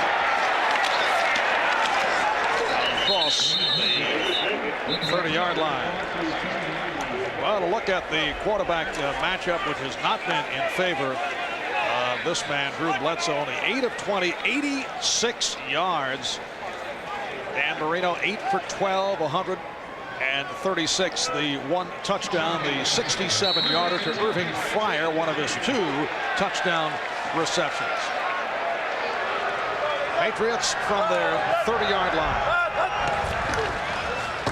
And it's the second back coming through, Curtis Martin, who has also been held in check. Chuck Klingbeil, the right defensive tackle, with the wraps on Martin, who's carried 10 times for 28 yards. Well, you know, and we talked about Curtis Martin so much in the open, but here's a guy, he's seen it all. He's seen his friends getting killed on the street, that he was involved in a gunfight one time where he was sitting there hiding behind the car, and one guy was shooting, so he ran across the street and hid behind the car, and that guy was shooting. Had a tough life growing up. And Brisby with the catch for a first down, and for Brisby, a 12-yard pickup and his first reception of the day. The free safety, Gene Atkins, on the stop, and the crowd trying to get something going here. And I really thought that Vincent Brisby at the end of last season came of age. 6 catches in the finale against the Chicago Bears to put his team in the playoffs. 6 catches in the playoff game against Cleveland. And I think the big reason they let Michael Timpson walk out of here. Play action, Bledsoe, and a diving catch by Coates. It is ruled incomplete. So Ben Coates still looking for his first reception of the day. And Marv, every time I watch Drew Bledsoe play and the Patriots play, if Ben Coates isn't a part of the offense, Drew Bledsoe just does not look like himself. I saw it last year in the regular season game against Cleveland. Saw it in the game against Miami, the second one last year when they took Ben Coates away. And you just don't see the same sort of Drew Bledsoe that you're used to seeing.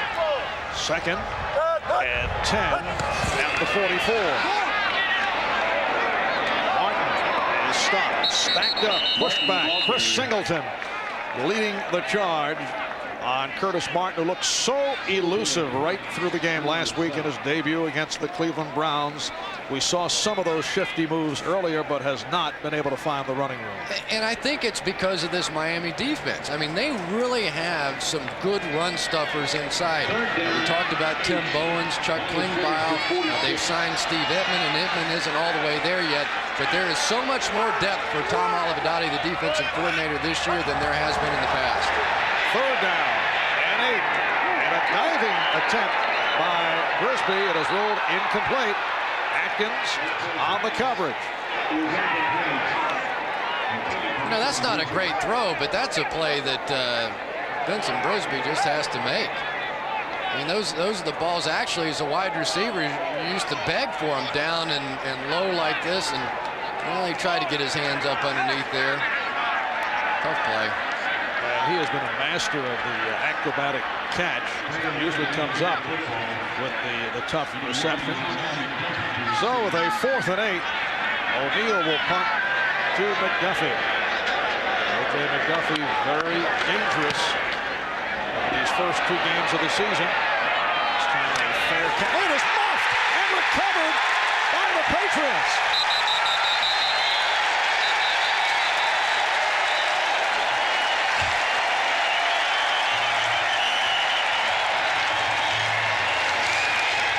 Marv, we saw it a week ago. The only chance the Jets had whatsoever to get back in the game was to make a stupid mistake. The Dolphins did. They handed them a touchdown. They walk in with a defensive touchdown. Now it looks like the Patriots completely out of it, and they muff a punt return. O.J. McDuffie, who has been so solid for them, and they just give the Patriots new life. It looked like the Patriots were just about done. Looked like a casual, easy, fair catch. Wow. Unless he was bothered by the sun. The recovery by the backup tight end, John Burt, could be a big play. First down at the 24-yard line.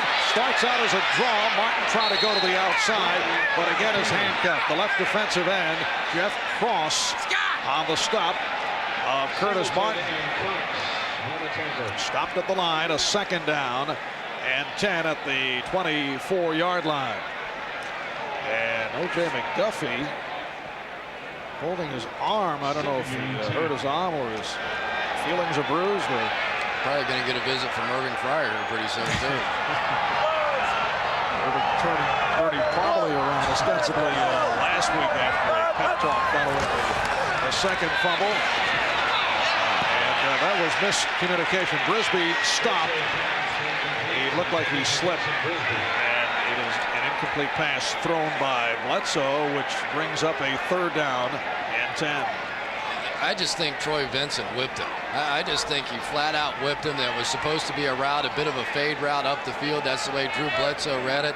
And Brisby just got beaten to the corner. I just think that's great corner play on the part of Troy Vincent.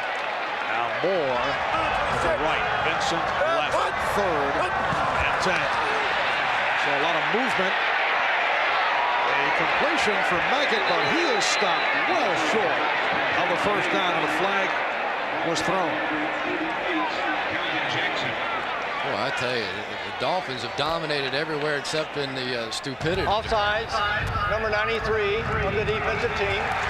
5 yards, repeat third down. Well, another break for the Patriots. This time it was Trace Armstrong called on the penalty. Trace Armstrong up on the top of the screen and just was unable to get back.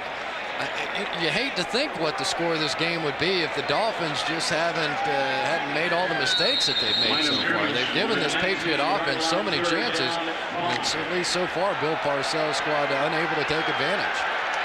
Third down and 5. The ball at the Miami 19-yard line. 3 minutes in, third quarter. Meggett on an inside handoff could not accelerate. And you can hear the reaction from the crowd. The quick move by Jeff Cross. Cross and Cox combining. Jeff Cross, it was a counter play, and you don't expect this type of reaction. Wow, that is a brilliant athletic move right there. Moving all the way inside and then coming back outside to make that play. Great play on the part of Jeff Cross. Well, trailing 17-3, New England going on a fourth down and 6. Bledsoe is stripped. The ball still loose, and now it is picked up and then knocked free. Cross had it, and he was stripped. If New England gets it back, it's a fourth down play anyway, but it will be Miami ball. Michael Stewart of the Dolphins on the recovery. You know, Mark, you're right, though. If the Patriots had recovered that ball, it would have been theirs. Because of the change of possession, the Dolphins clearly had possession. And there's Brian Cox, who's been coming out as a pass rusher. I love this nickel pass rush package that they have. And then, you know, here we go with football follies after that. 10:58 to go in the third. There are a lot of compelling reasons for buying a Dodge Ram. A potent line of Magnum engines, the most available towing of any pickup. payload capacity of up to 2.5 tons. But perhaps the weightiest argument is this. Dodge Ram has higher resale than Ford, Chevy, or GMC.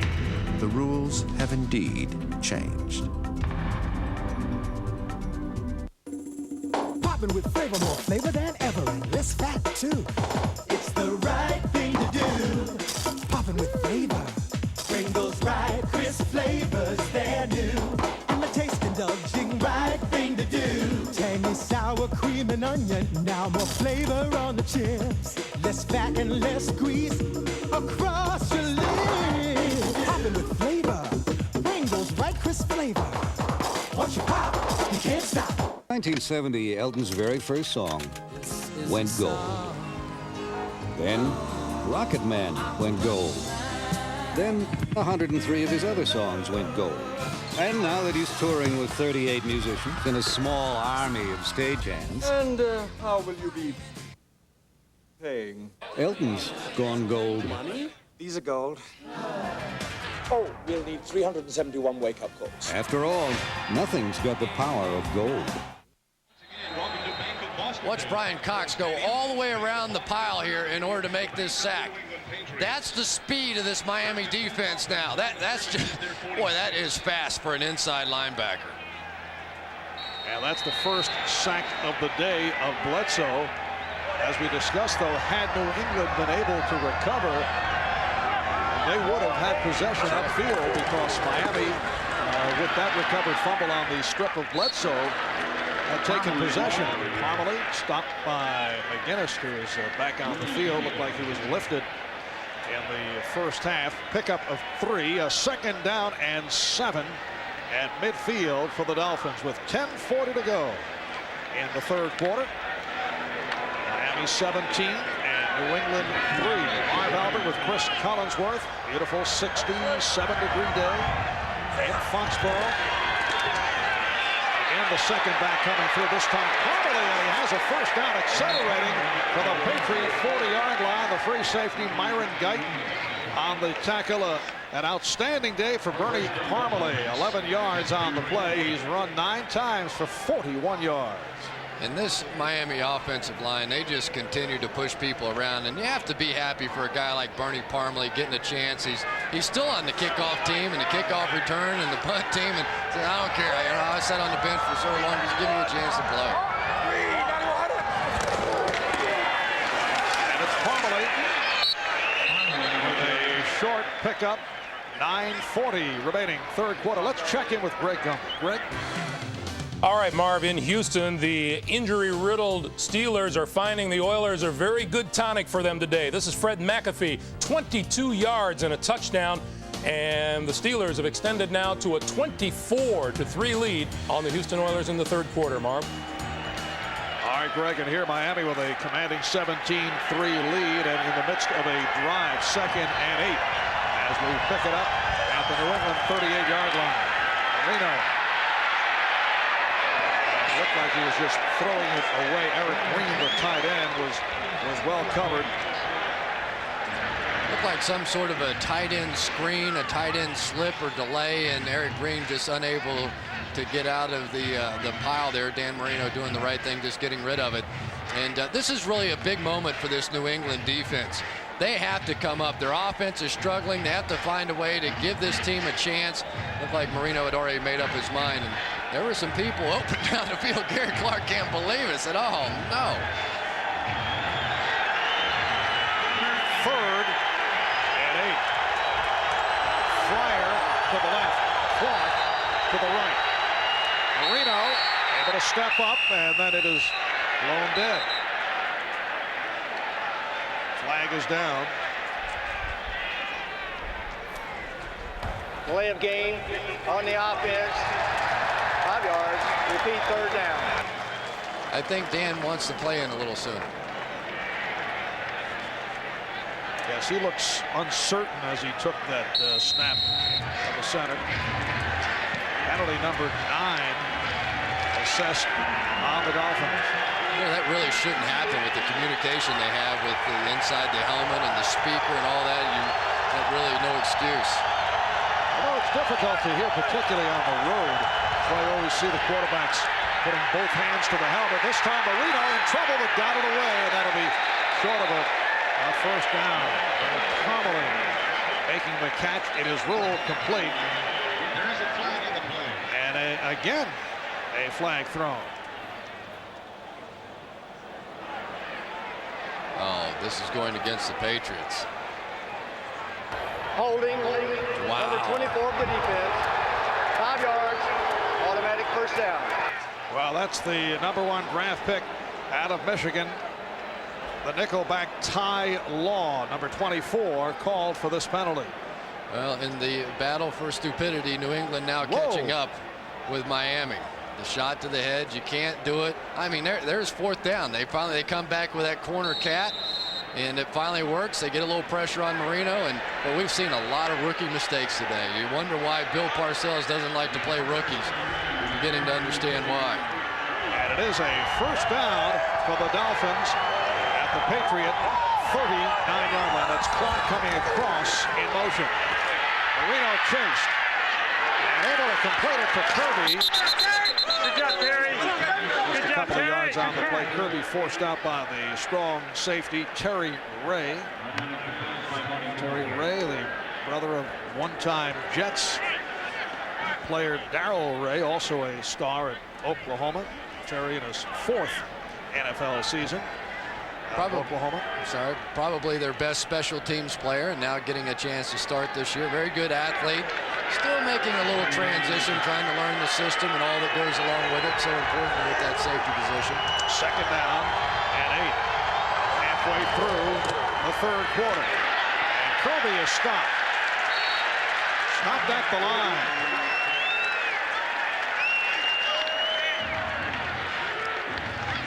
And the good news is that Keith Byers back in the ball game, although you have to wonder just how aggressive he will be.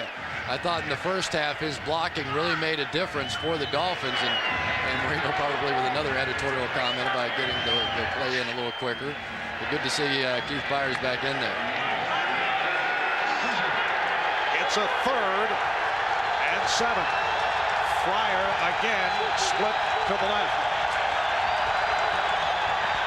Marino able to get it off despite the pressure, and a flag downfield. Reynolds on the coverage downfield of Clark. And the call against the Patriots. Ricky Reynolds hit with the interference. Holding.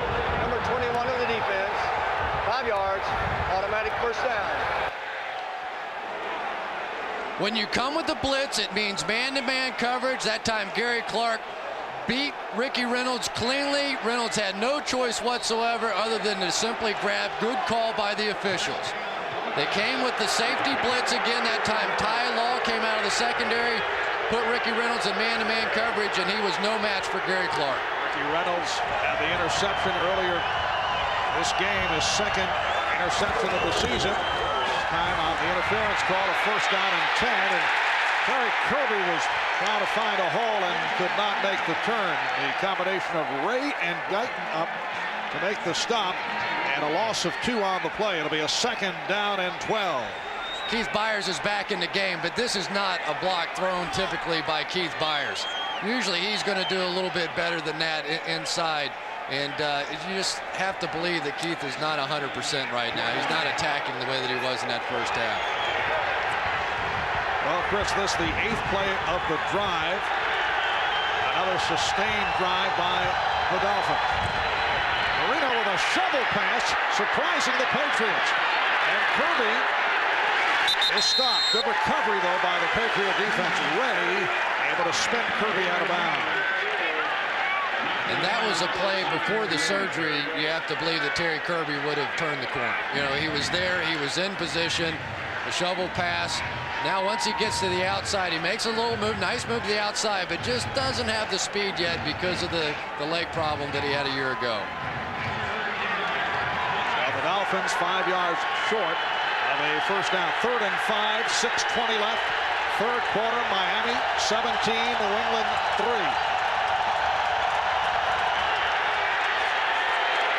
Marino, puts Gets it right into the hands of the cutting Gary Clark, who has a first and goal inside the 10. That's his first catch of the day.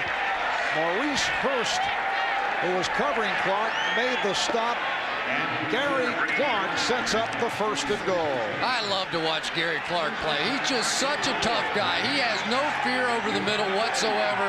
You've got the feeling Dan Marino really missed him last week. He's been having a problem with the hamstring, but so quick off the football. 10 straight years now, catching over 50 passes per year. A sensational player. 18 yards on the game. Fryer in motion. And you see the flags come flying. False start, number 78, 5 yards, just still first down. And that is penalty number 10 on the Dolphins. Richmond Webb hit once again. Well, Richmond's got his hands full out there working against Chris Slade, who's a very quick pass rusher, but you just don't expect to see this number of penalties and mistakes out of a Don Shula coach team. Number 10, the team record is 12. 12 last season in a game against Buffalo. Back to the ground, Parmalee coughs it up. Ernie Parmalee, who fumbled twice last week, saw that one pop out, recovered by the Patriots.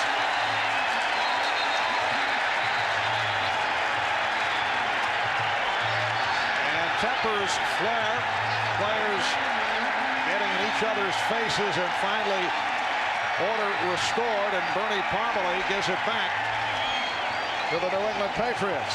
Parmalee, who had only 5 fumbles the entire year last year, has just fumbled for the 3rd time, and they have all been significant.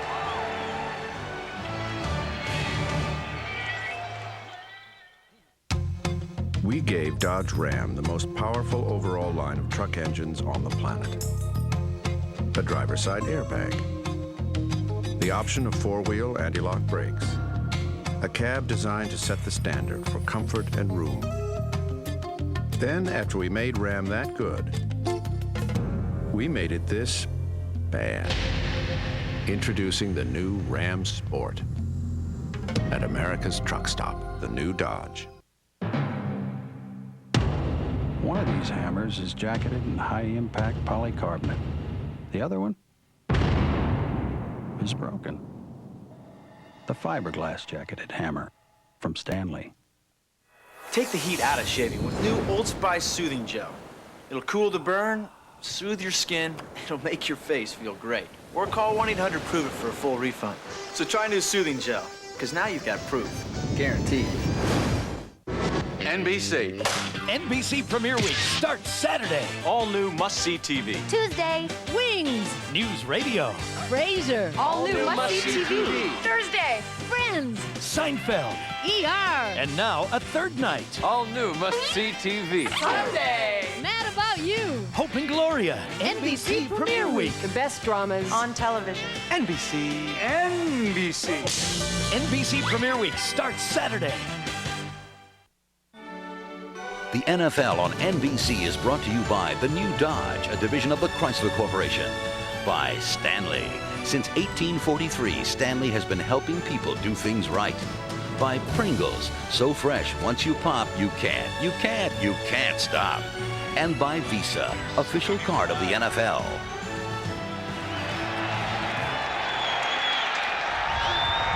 Patriots take over following the fumble by Parmalee. Off the play fake, Bledsoe takes the hit once again and comes up short. And a flag is thrown. That was intended for Martin.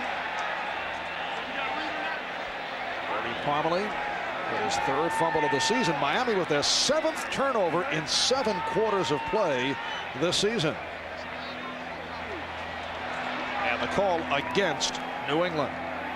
This is some kind of chop. We have an illegal chop block. Number 61 and number 66. One man going high and one man going low.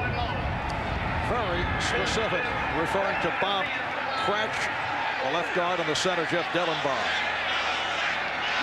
Anytime somebody is hitting one of the players high, I don't know if they're called this. said, calling that right there, that looks like a tough call to me. They just sort of crumpled each other after the block. I don't think that was any sort of an intentional shot at the knees. I don't think I agree with that call. It is a second down and 10. New England operating from its 7-yard line with 5 minutes left in the third quarter. Bledsoe got the time and nearly intercepted. Gene Atkins saw it coming, racing, almost had it. The pass intended for Will Moore, and Atkins would have been in the end zone. Do you think the safeties from the Dolphins got the game plan for New England? I mean, they have been right on the money the entire day. Drew Bledsoe has to throw something deep. When you get safeties involved in 10-yard hook routes, you've got to take your chances down the field. Right now, this Miami defense is just collapsing. Bledsoe, 9 of 26, 98 yards. Certainly one of the worst performances he has suffered through in his 3-year NFL career. Brisby picks up the first down. 18-yard hookup. Calvin Jackson on the stop. Pretty look here at the fumble from Bernie Parmalee. Looks like there's going to be a hole, and then Marty Moore, number 58, is going to hit him. And about the same time, Terry Ray, the safety, is going to pop that football out of there. Ricky Reynolds with the recovery. And for Bernie Parmalee, he really did everything right. Had 2 hands on the football, but he just made a good hit. And a first down at the 24. Patriots not successful in first down situations. Again, the big rush, and the knuckleball is caught. Brisby making something good happening out of that fluttered pass thrown by Bledsoe, who was feeling the pressure once again. I don't think J.B. Brown can believe it. He played this one a little hesitate and go absolutely perfectly, and Bledsoe just drops it in over the top. But at least they're challenging vertically down the field now. You have to keep those safeties out of the play. They've been biting so much. It's really time now for Drew Bledsoe to try something deep. First down at the 44. That is Coates in motion. And Bledsoe able to drill it to Sam Gash. Fullback coming out of the backfield with his first catch of the day. Let's go to Greg Gumbel for this update. All right, Marv, we'll go to RFK Stadium in Washington. Jeff Hostetler, 1 yard to Andrew Glover to break a 6-6 tie. The extra point puts the Oakland Raiders on top of a tough Redskins team today, 13-6, late in the third, Marv. All right, Greg, 3:20 remaining in the third quarter here in Foxborough. Dolphins 17, and the Patriots 3. A second down and 1, and the first down is picked up. Sam Gash getting into the action. Stopped by Chuck Klingbeil last week against the Browns. Curtis Martin, on the ball carry. Last week against the Browns, Curtis Martin, 102 yards on 19 carries. That's his mom, Rochella Martin, who hails from Donora, Pennsylvania, which is the hometown of a very well-known former baseball player. See the flags once again. So Bill Parcells, who is a trivia fanatic, said to Curtis, "You ever hear of Stan Musial, who is from Donora?" He said, "No." No. Never heard of him. He said, how did he Got the ball pronounce it? start on the right side of the line before the ball was snapped. 5 yards. Still first down.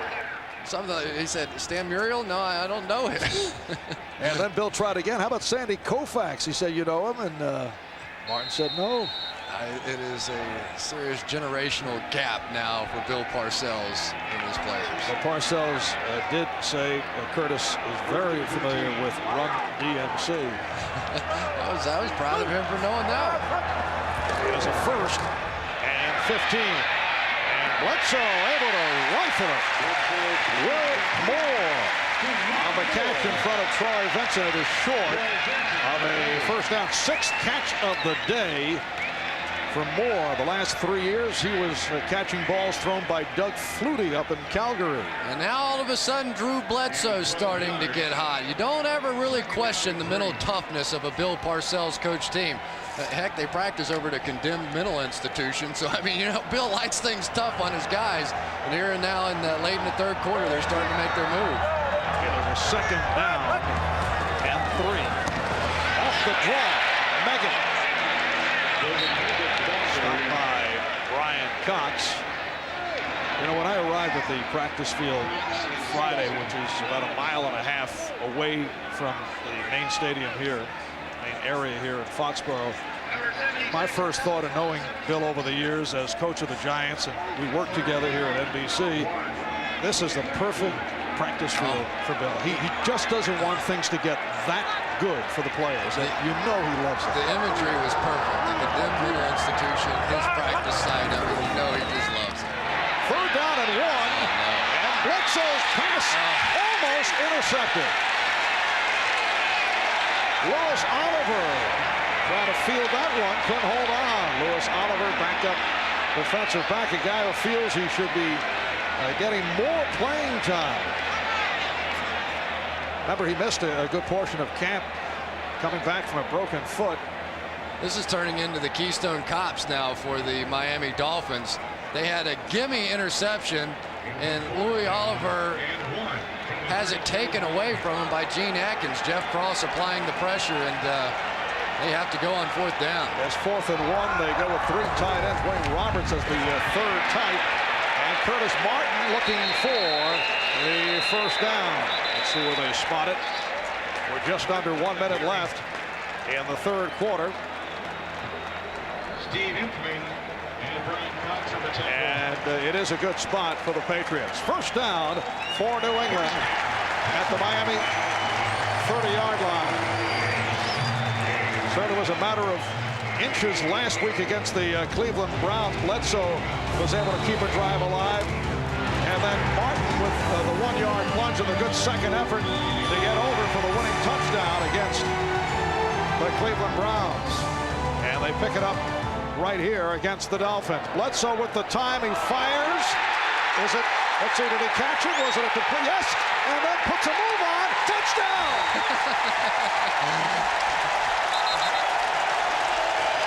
Will Moore went down, stopped, everybody froze, and now the officials are calling it back.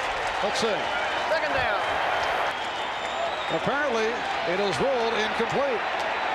And Marv, the line judge, who was about 30 yards away from the play, you know what happened? If Will Moore catches that ball, pops up, jumps in the end zone, I don't think they're going to wave this one off. So difficult to tell. It looked like a fairly clean catch. And the line... Whoa. It appeared that he had it. But now, see, Will Moore, and he just stands there, and it makes it look like it's incomplete, and it made the officials second-guess their decision. 2nd down and 10, and Bledsoe completing to Megan. And he has a 1st down, and things beginning to develop now for the Patriots after the earlier struggles. Boy, just such a tight call. The ball definitely went through his arms. You know, I'm going to give the officials the benefit of the doubt there. It looked like there was a little gap opening, and his hands were lying there on the ground. Tough call, but I really think Will Moore would have gotten the call had he popped up. And that's the end of the 3rd quarter. We'll be back after these messages from your local station. This is the NFL on NBC. And that's when I said to NBC, I said, no, you put us on Sunday nights. I did. Starting next Sunday, Mad About You moves to NBC Sundays. In 1970, Elton's very first song went gold. Then Rocket Man went gold. Then 103 of his other songs went gold. And now that he's touring with 38 musicians and a small army of stagehands... And how will you be paying? Elton's gone gold. Money? These are gold. Oh, we'll need 371 wake-up calls. After all, nothing's got the power of gold. Nothing can stop you. No one can block you. Nothing can get in your way once you've seen the no annual fee NFL Visa card, now available from MBNA America, the exclusive issuer of the NFL Team Visa cards. This card lets you take your favorite team everywhere you take your Visa. How do you get yours? Run, leap, dash. Just get to the phone and call 1-800-NFL-9919. Apply now because when you use your no annual fee NFL Visa, you get a low introductory annual percentage rate. Plus these crowd pleasers. The NFL 100 Greatest Touchdowns video free. NFL Report, the Insider's Guide. And up to 20% discounts on select officially licensed NFL merchandise. So let nothing get in your way. Call 1-800-NFL-9919 now to apply for your no annual fee NFL Visa with the NFL Shield or any team logo. Call 1-800-NFL-9919 now. Operators are standing by. You're watching NFL Sunday Ticket. This telecast is presented by the authority of the National Football League and is intended for the private use of our audience. Any rebroadcast or other use of this telecast without the express written consent of the NFL is prohibited. Back in Foxborough, better than 60,000 on hand, 65 degrees. The wind, not a factor, it appears, to this point, although we're not down on the field trying to throw passes. And Bernie Parmalee suffering on the sideline. It was his fumble that set up this drive. It started back at the 7, first down at the 19. Bledsoe looking sharp now. Meggett trying to stiff arm his way. He's forced down just inside the 15. The coverage by Troy Vincent. And sometimes when a team really has another player's number, you get so frustrated, like Dave Meggett, and right here is going to be Meggett coming out of the backfield. One back in, and there's really not any linebacker around that's going to be able to cover him one-on-one. You just anticipate that Meggett and Ben Coach are going to be becoming more and more part of this ball game over the next couple of minutes. Meggett considered the go-to guy of the Patriot offense. Second down and 5. And the catch is made. And it is a New England first down. Will Moore with those sure hands, able to make the reception in front of the strong safety. Michael Stewart setting a first and goal at the 7. How about Moore following up on last week's exploit, 6 catches, 77 yards. That his 7th catch today, and he goes over 100 yards. And the protection now much better for New England than it's been. Bledsoe to the ground for Martin. And gets to the 5. A pickup of 2 met by Chris Singleton.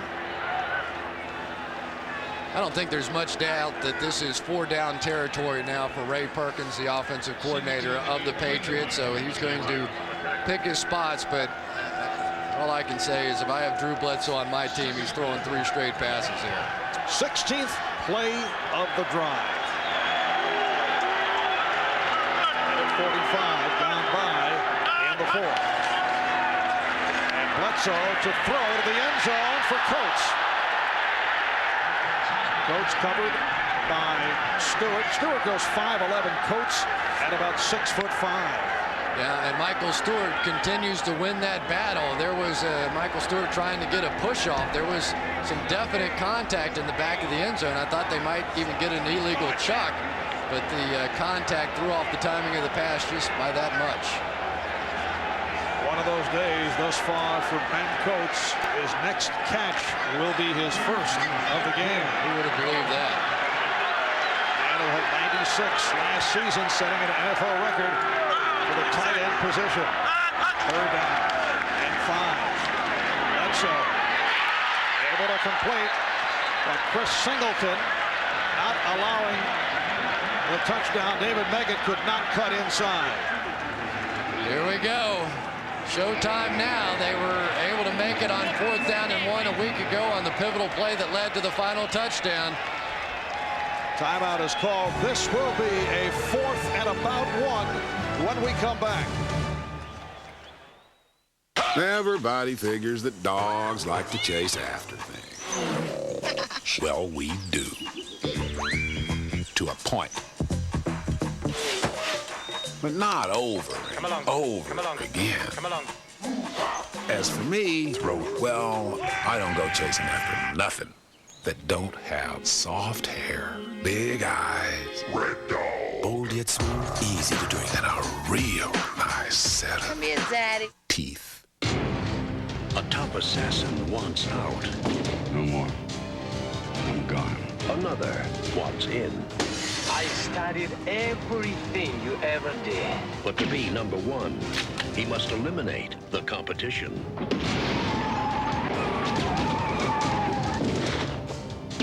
Sylvester Stallone, Antonio Banderas, Assassins, directed by Richard Donner. Rated R. Starts Friday, October 6th at a theater near you. The enemy of international commerce used to be distance. Today, it's time. You can no more wait for an urgent shipment from Taipei than from Chicago. I need those samples. So only UPS now guarantees overnight delivery by 8 a.m. from business capitals worldwide. They're still on the loom in Hong Kong. And since time's your enemy, If I can't have them first thing tomorrow, I can't use them. at least you know who your friends are. UPS, 8 a.m. delivery from business centers worldwide. The NFL on NBC is brought to you by MasterCard. MasterCard, it's more than a credit card, it's smart money. By Compaq Computer Corporation. And by the Lennox Complete Heat System. Home heating plus virtually unlimited hot water from the company you trust.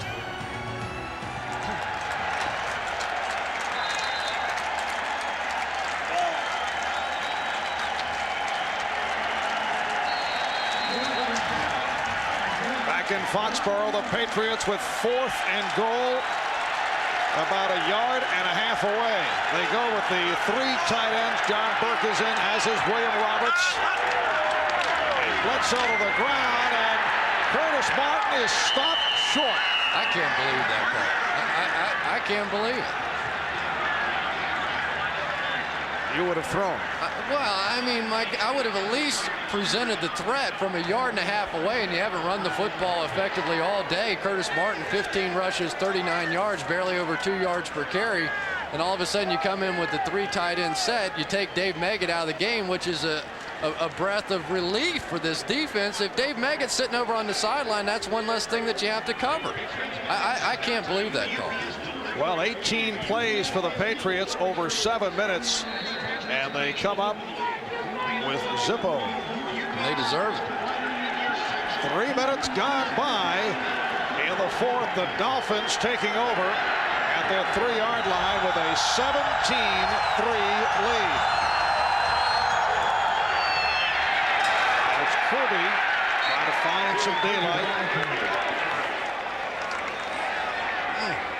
We were talking about it during the break when we saw Dave Meggett jogging off to the sideline. I find that amazing. Even if you're not going to use Dave Meggett, you can occupy 2 or 3 linebackers, or at least people's attention out there, draw him away, send him in motion, then run the football. Do something like that. Amazing. 2nd and 9 at the 4. It's time remaining in the 4th quarter.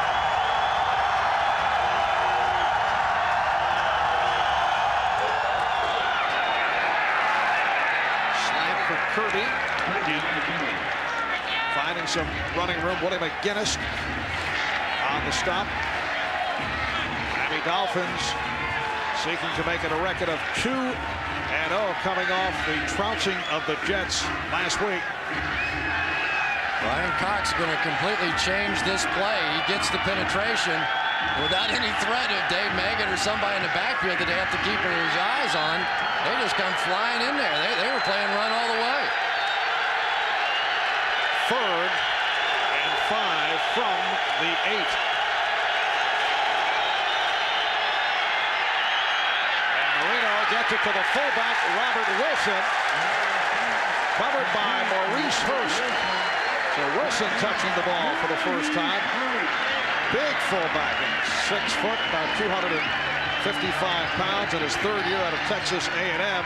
And the Dolphins go 3 and out, and John Kidd will come on to punt from his end zone. Marv, huge series by the Patriot defense. They had to have that, the emotional collapse on the offense, and then to go 3 and out, get them right back on the field, give them another chance. Huge series. Only the 2nd punt for Kidd. Meggett is awaiting at midfield. And certainly a good hop for the Patriots. Only a 25-yard punt by Kidd. That's been a problem area for the Dolphins. Hey, you get into fitness, you're likely to get into athlete's foot, and that could be tough. I mean, look at, You've got all that itching and cracking stuff, and watch this. Boom, even burning. You see that? Now, that's what you call a really tough case. That's when you want a medicine that acts tough. Boom, tough-actin Tinactin. See, Tinactin cures even tough cases of athlete's foot fungus. It's clinically proven. No wonder it's recommended by pharmacists. You got a tough case of athlete's foot? Get this. Boom. Tough-actin Tinactin. Yeah, I took the high endurance challenge from Old Spice because I didn't really think it could work better than my old deodorant. But it does. If you don't think it's the best, call 1-800-PROVE-IT and they'll buy you a stick of yours. Now you got proof. Guaranteed. Laboratory tests show the Stanley Sharpshooter staple gun requires a mere 19 pounds of force to drive a staple flush. Our competitor's model requires just a bit more. The Sharpshooter, only from Stanley. NBC. NBC Premier Week starts Saturday. All new must-see TV. Tuesday, Wings. News Radio. Frasier. All new must-see TV. Thursday, Friends. Seinfeld. ER. And now a third night. All new must-see TV. Sunday, Mad About You. Hope and Gloria. NBC Premier Week. The best dramas on television. NBC. NBC Premier Week starts Saturday. The NFL on NBC is brought to you by Domino's Pizza. Call now and have Domino's deliver the ultimate deep dish pizza. Because when it's gotta be deep, it's gotta be Domino's.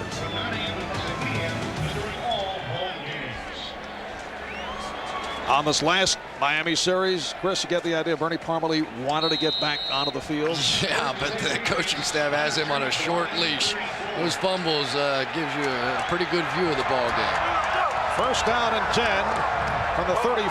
New England taking advantage of that poor punt by Kidd. Will Moore putting on some moves in the face of the right corner, J.B. Brown. That's 8 catches for Moore. 8-yard advance and a second down and 2 for the Patriots. Boy, just like you get the feeling that Major League Baseball is going to be looking to Japan for more pitching. The National Football League may be looking to the Canadian Football League for receivers. This Will Moore has really made an impression on me today. Well, that is so unusual. As you mentioned earlier, Bledsoe was telling us the other day as he looked at Moore during training camp, what's wrong with this guy? He's been in the CFL the last 3 years. How come no one discovered him? Curtis Martin stopped by Chris Singleton, but has the first down. It looks like Will Moore is limping around a bit. And we flash back to vintage Calgary Stampeder highlights. The Canadian Football League, Will Moore taking that pass from a fellow pretty familiar in this area, Doug Flutie. Very nice there. I took it out of my private collection. Bledsoe completing to Coates for the first time this afternoon, but it's a short pickup. Brian Cox on the stop, picked up only 3. And right here, let's check in with Greg Gumbel. Greg. All right, Marv, at RFK Stadium in Washington, Jeff Hostetler having a terrific day throwing the football. This is his second touchdown pass of the day, 8 yards to Derek Fenner. And in the fourth quarter, the Raiders now have a 20-6 lead on the Washington Redskins. Marv and Chris. Greg, so the Raiders gunning for their second straight win. Play action as Bledsoe throws end zone. Went up high. The intended receiver was Brisby. May have been throwing that one away. Brisby covered by Brown. And looks like Bledsoe hurt his knee. Yeah, there's been pressure on Drew Bledsoe all day. They really haven't gotten there. Somebody well after the play, and actually on the play, Ben Coates was wide open, and Drew Bledsoe, for whatever reason, just absolutely missed him. I think Bledsoe may have walked in on the play. Third down and 7. Another critical play for the Patriots.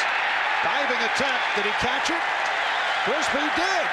Beautiful diving catch. Setting up a first and goal.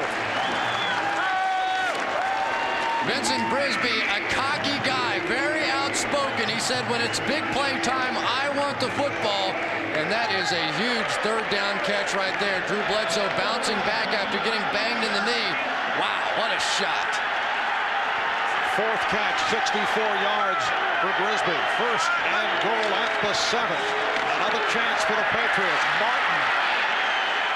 And Curtis hearing it a bit from the crowd, trying to put the moves on, but the Dolphins not going for it. Singleton and Armstrong making the stop on Curtis Martin, who has not been as elusive as he was a week ago. Well, let's give some credit to this Miami defense, too. They have been there all day long, and really Curtis Martin lucky to hang on to that football. I don't think he ever saw Trace Armstrong coming from behind. But right now, Drew Bledsoe just has to throw the ball. Second and goal at the 6. Bledsoe with the time, throwing end zone. It is caught and a flag on the play. No indication regarding the touchdown. Officials discussing it. Pass interference, number 87 of the offense. 10 yards. Whoa. Offensive pass interference on Coates. Remember when Michael Stewart was lobbying before that Ben Coates was pushing off? Well, he didn't get the call that time, but he did this time. There goes Ben Coates just running right into Brian Cox. That's a good call by the officials. You can do that. You can go up and lean on a guy, but you can't be that overt about it. You can't go up and throw a forearm and then back out of it. There was no reason for Ben Coates to do that. It sets it back to a second and goal at the 16. 8 minutes remaining, fourth quarter. Bledsoe to the left flat. Considerably short of the first down. Sam Gash stopped by Dwight Hollier. So Gash out of the backfield. Come up with that reception. It is now a third and goal at about the 6-yard line. Picked up 10 on the play.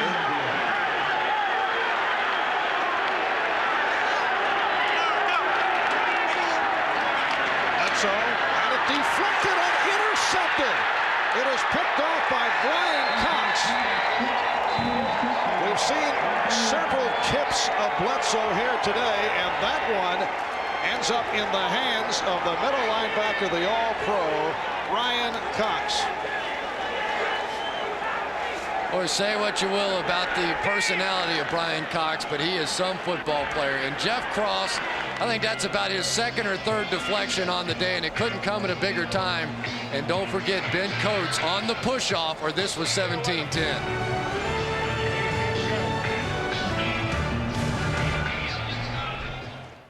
Domino's presents Gus's Guide to the Game. The key to football is timing. Allow precisely 22 minutes for pregame warm-up. Then, make the right call. So you won't be starving at halftime. As some rookies lost with your pizza. Call for any ultimate deep dish, thick and zesty, cheese melted to the edge, and get buffalo wings for $3.99. Delivered free. Oh, guys! Right after the game, honey. But we're into OT. Okay, David, get back to me. Right. And Peter, 2 words. In budget. Well, look at MIS. Under budget, reduced staff. But sir, we all got to work smarter. But, sir, it's not her. It's those new computers. They do everything for her. I suppose they just installed themselves. Practically, they tell her if there's a problem even before it happens. It's under budget. Compact desktops and servers make the most of Windows 95, creating a system that can almost run itself. Where does he get this stuff? Well, actually, he's right.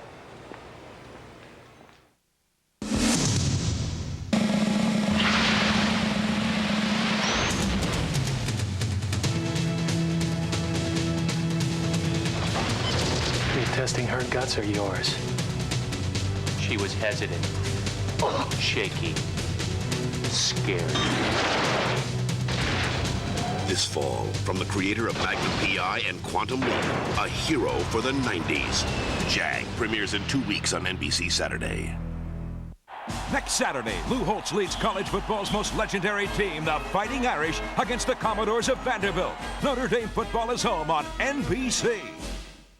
Coming up next on the NFL on NBC, Troy Aikman, Emmitt Smith, and Michael Irvin lead the Cowboys against Elway and the Broncos. Our regional action next on NBC.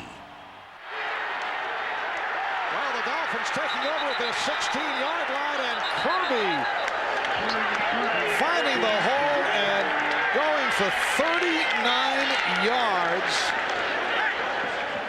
This after the interception by Brian Cox. Here's another look at it.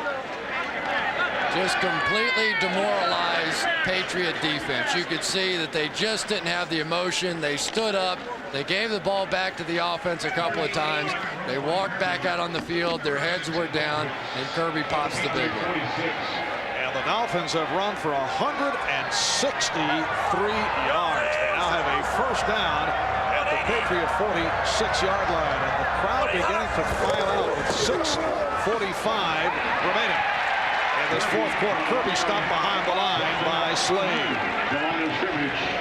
Going back to the last interception, Jeff Cross with a sensational effort. He got blocked. He was off balance. He still managed to get up in the air. And then Brian Cox, who has played a monster game so far, made the play. Remember the play that he got the push off on, the pass interference call earlier? They called back the touchdown. They just ran it to the other side. And the deflection there by Jeff Cross. So that one might have scored again.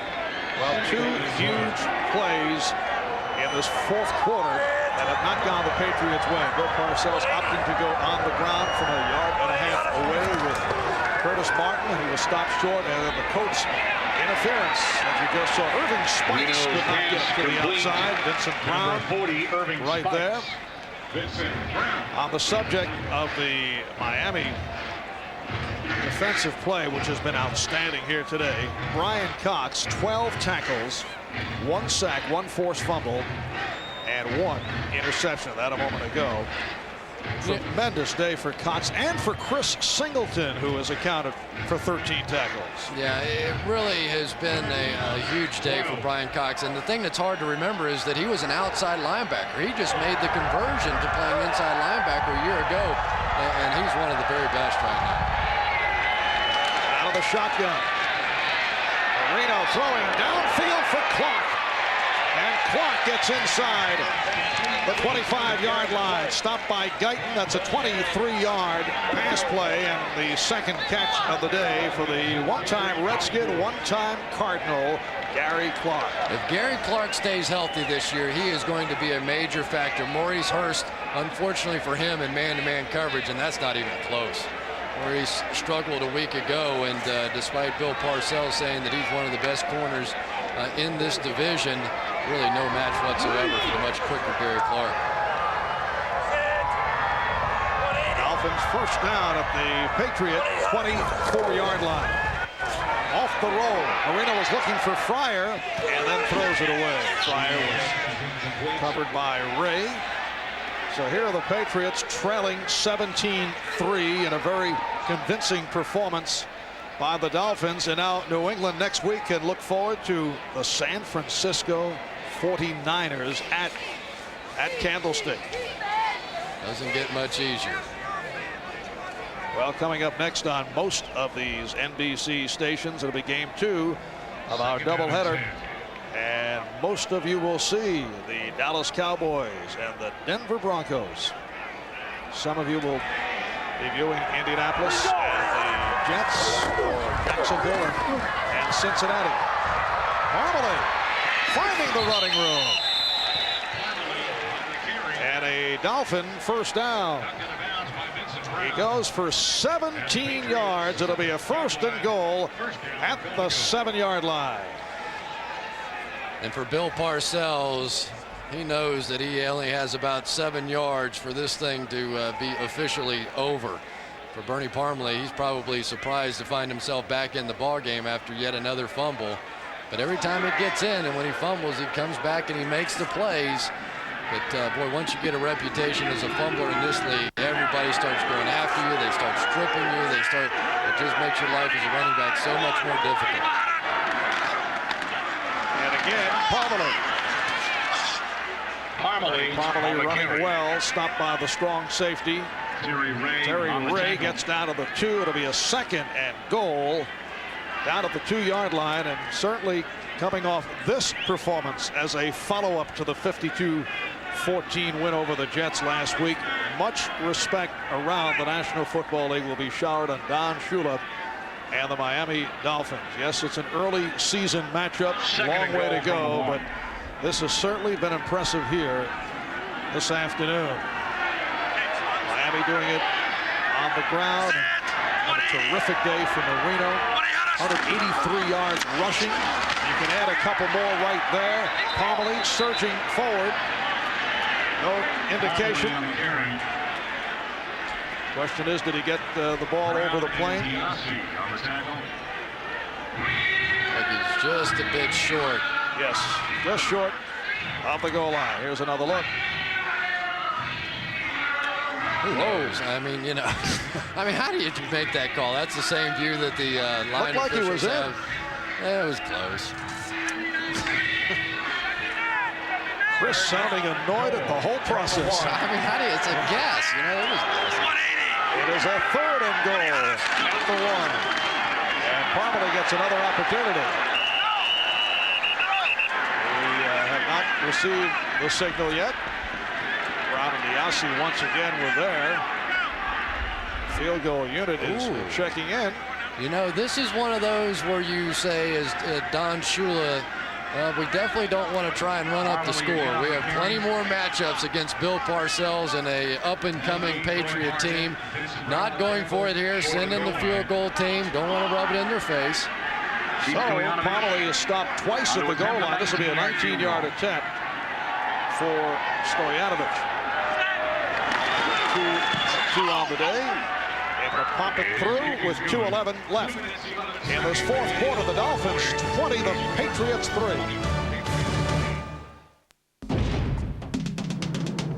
Probably one of the biggest challenges you face is once a ball snap, it is chaos. True Value, the official hardware store of the NFL, presents Quarterbacks on Quarterbacks. The video, all the thrills, the spills, how it feels to play the toughest position in the NFL.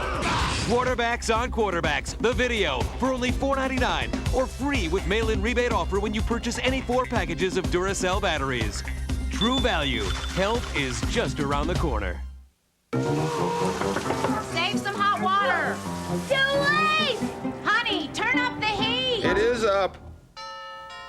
Please let it be him. Let it be him. Please let it be him. The gas-fueled complete heat system from Lennox. It's him. Virtually unlimited hot water and comfortable home heating in one unit. And it runs on economical natural gas, so it's super efficient. Yes! The Lennox complete heat system. Not just heat, complete heat. Yes. Clean natural gas. Think what you'll save. Maybe you'll get a MasterCard, so you can use one card for practically everything. Maybe you'll get one because no card is more accepted. Or maybe you'd just like to save 15% on that altimeter compass stopwatch. Presenting Master Values, immediate savings on all kinds of things. Because while MasterCard can make your life easier, saving around $1,000 on a Royal Caribbean cruise couldn't hurt. Look for your MasterCard invitation in the mail and apply today. This is Greg Gumbel in New York, coming up at 4 o'clock Eastern Time. The second half of our doubleheader featuring Denver at Dallas for most of the country. 2 great quarterbacks. Troy Aikman of the Cowboys. That's John Elway of the Denver Broncos. It's coming up shortly right here on NBC. Let's go back to Marv Albert and Chris Collinsworth in Foxborough. Thank you, Greg. And here it has been a convincing performance by the Dolphins. This, I would have to say, comparing to what we saw in Foxborough last season in the second meeting between these two clubs, that 23-3 win by the Dolphins over the Patriots. Good point. You know, that's going to be a tremendous game when we come back out to the 35. Looking forward to that next game, though, Marv.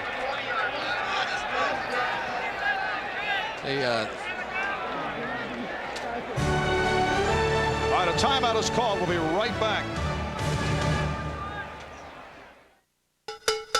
So, how do we service the first car today? By the book. Greet them on the drive. Into the bay. Hood up. Filter fluids. Lube, tires, windows, vacuum. Quality inspection. And how do we do the last car? Greet them on the drive. Into the bay. Hood up. Filter fluids. Lube, tires, windows, vacuum. Quality inspection. The Jiffy Lube system. By the book. 50,000 times a day. And Jiffy Lube offers Pennzoil. Jiffy Lube, the world's most experienced oil changers. That's why if it doesn't say Jiffy Lube, it just isn't Jiffy Lube. Dad, wake up, What? Dad. Get up, Dad. What is it, Jack? It's Saturday. You said you would take me to McDonald's for breakfast Saturday. Yeah, and you I said know. I could have an Egg McMuffin and a big juice. And you said you and Mom would have pancakes and sausage and coffee. And you said you wouldn't go to work today. You said. I know, but it's 3:30 in the morning. Oh. We got plenty of time, okay? Okay. I'll be back in exactly 10 minutes. Stallone, Russell, two cops framed for murder. I don't think there's a golf course here. They've got to get out to get even. Tango and Cash, NBC tonight.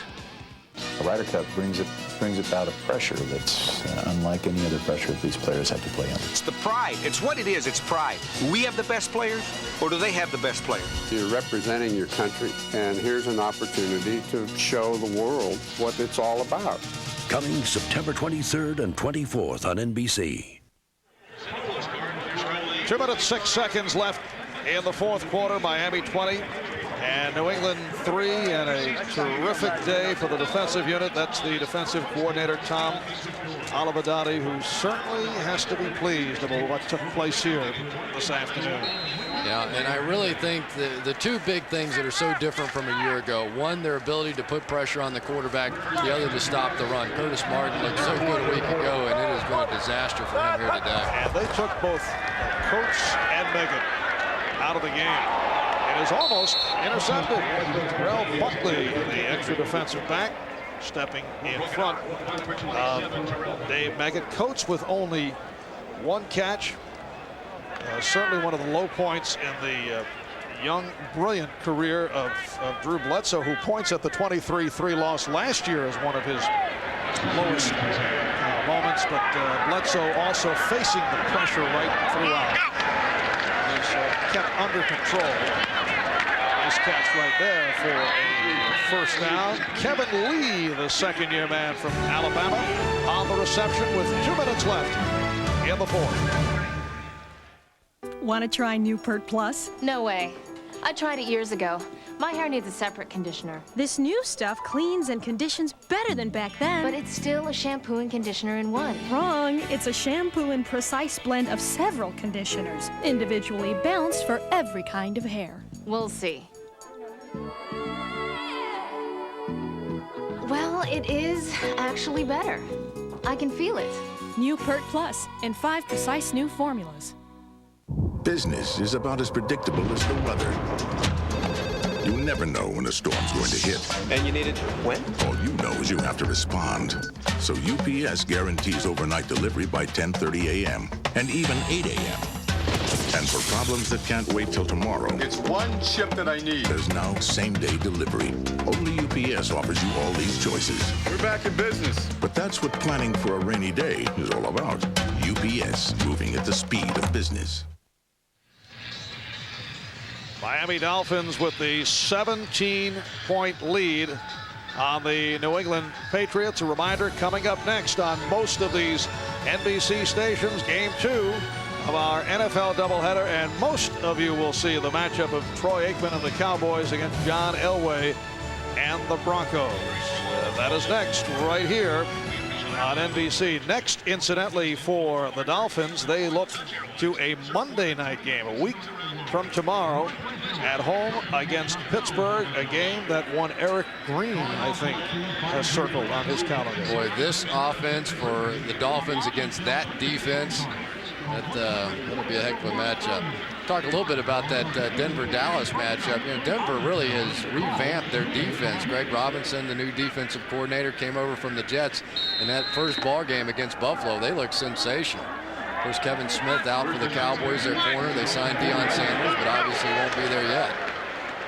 First down from the 47-yard line, and Bledsoe able to get it to Coates, but a bit too late. Only his second catch of the day. Stewart and Oliver combined. It is a 10-yard hookup and a first down at the 37-yard line. Bledsoe taking the hit, completes it for another first down. Brisby with the catch in front of Brown. That's good for 15. Clock running, a minute 25 remaining. Brisby with his 5th catch of the day. Bledsoe throws it away. That will stop the clock. 1:17 left in the game. I mentioned New England at San Francisco next week, followed by an open date. Then they play at Atlanta before returning home for Denver. Chris, a difficult start to the schedule. It does get better later on for the Patriots. Yeah, I really thought that they had to at least win one of the first three. You know, it was so important. They did. They picked up the big win last week over Cleveland here. So they're not going to be in bad shape no matter what happens in San Francisco. Flag is thrown as Bledsoe completes to Meggett. And the call against the Patriots. You know, and while we have just a brief moment here, our congratulations to number 22, 5 yards, repeat second down. Our congratulations to Mr. Stats, Elliot Kalb, and his wife Lisa on the birth of their son Wyatt. I don't know how quickly he can divide 2 hours sleep into over the next 6 months and figure out how much he's going to be sleeping. But young Wyatt doing well, and congratulations to him. I was very pleased emotionally, Chris. They named the baby Wyatt Mars. Really felt good about that myself. Elliot's always had sort of that Western flair. Yeah. Ben Coates stopped by Lewis Oliver.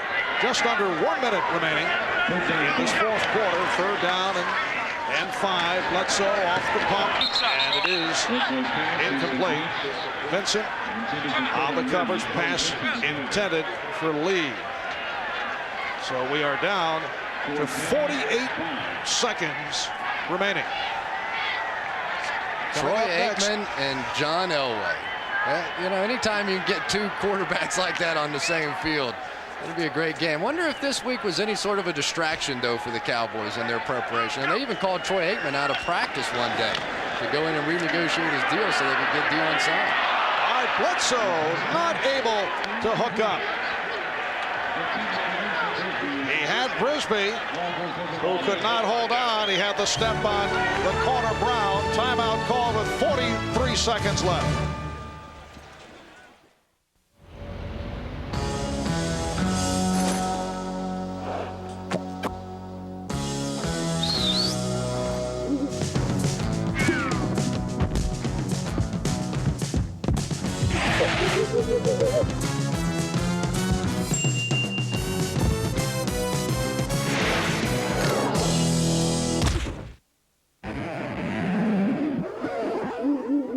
Red I love. Remember this date, fans. May 2nd, 1939. Lou Gehrig, the Iron Horse, has just taken himself out of the Yankee lineup for the first time in 14 seasons. 2,130 consecutive games, a record that will stand as long as young men play the game of baseball.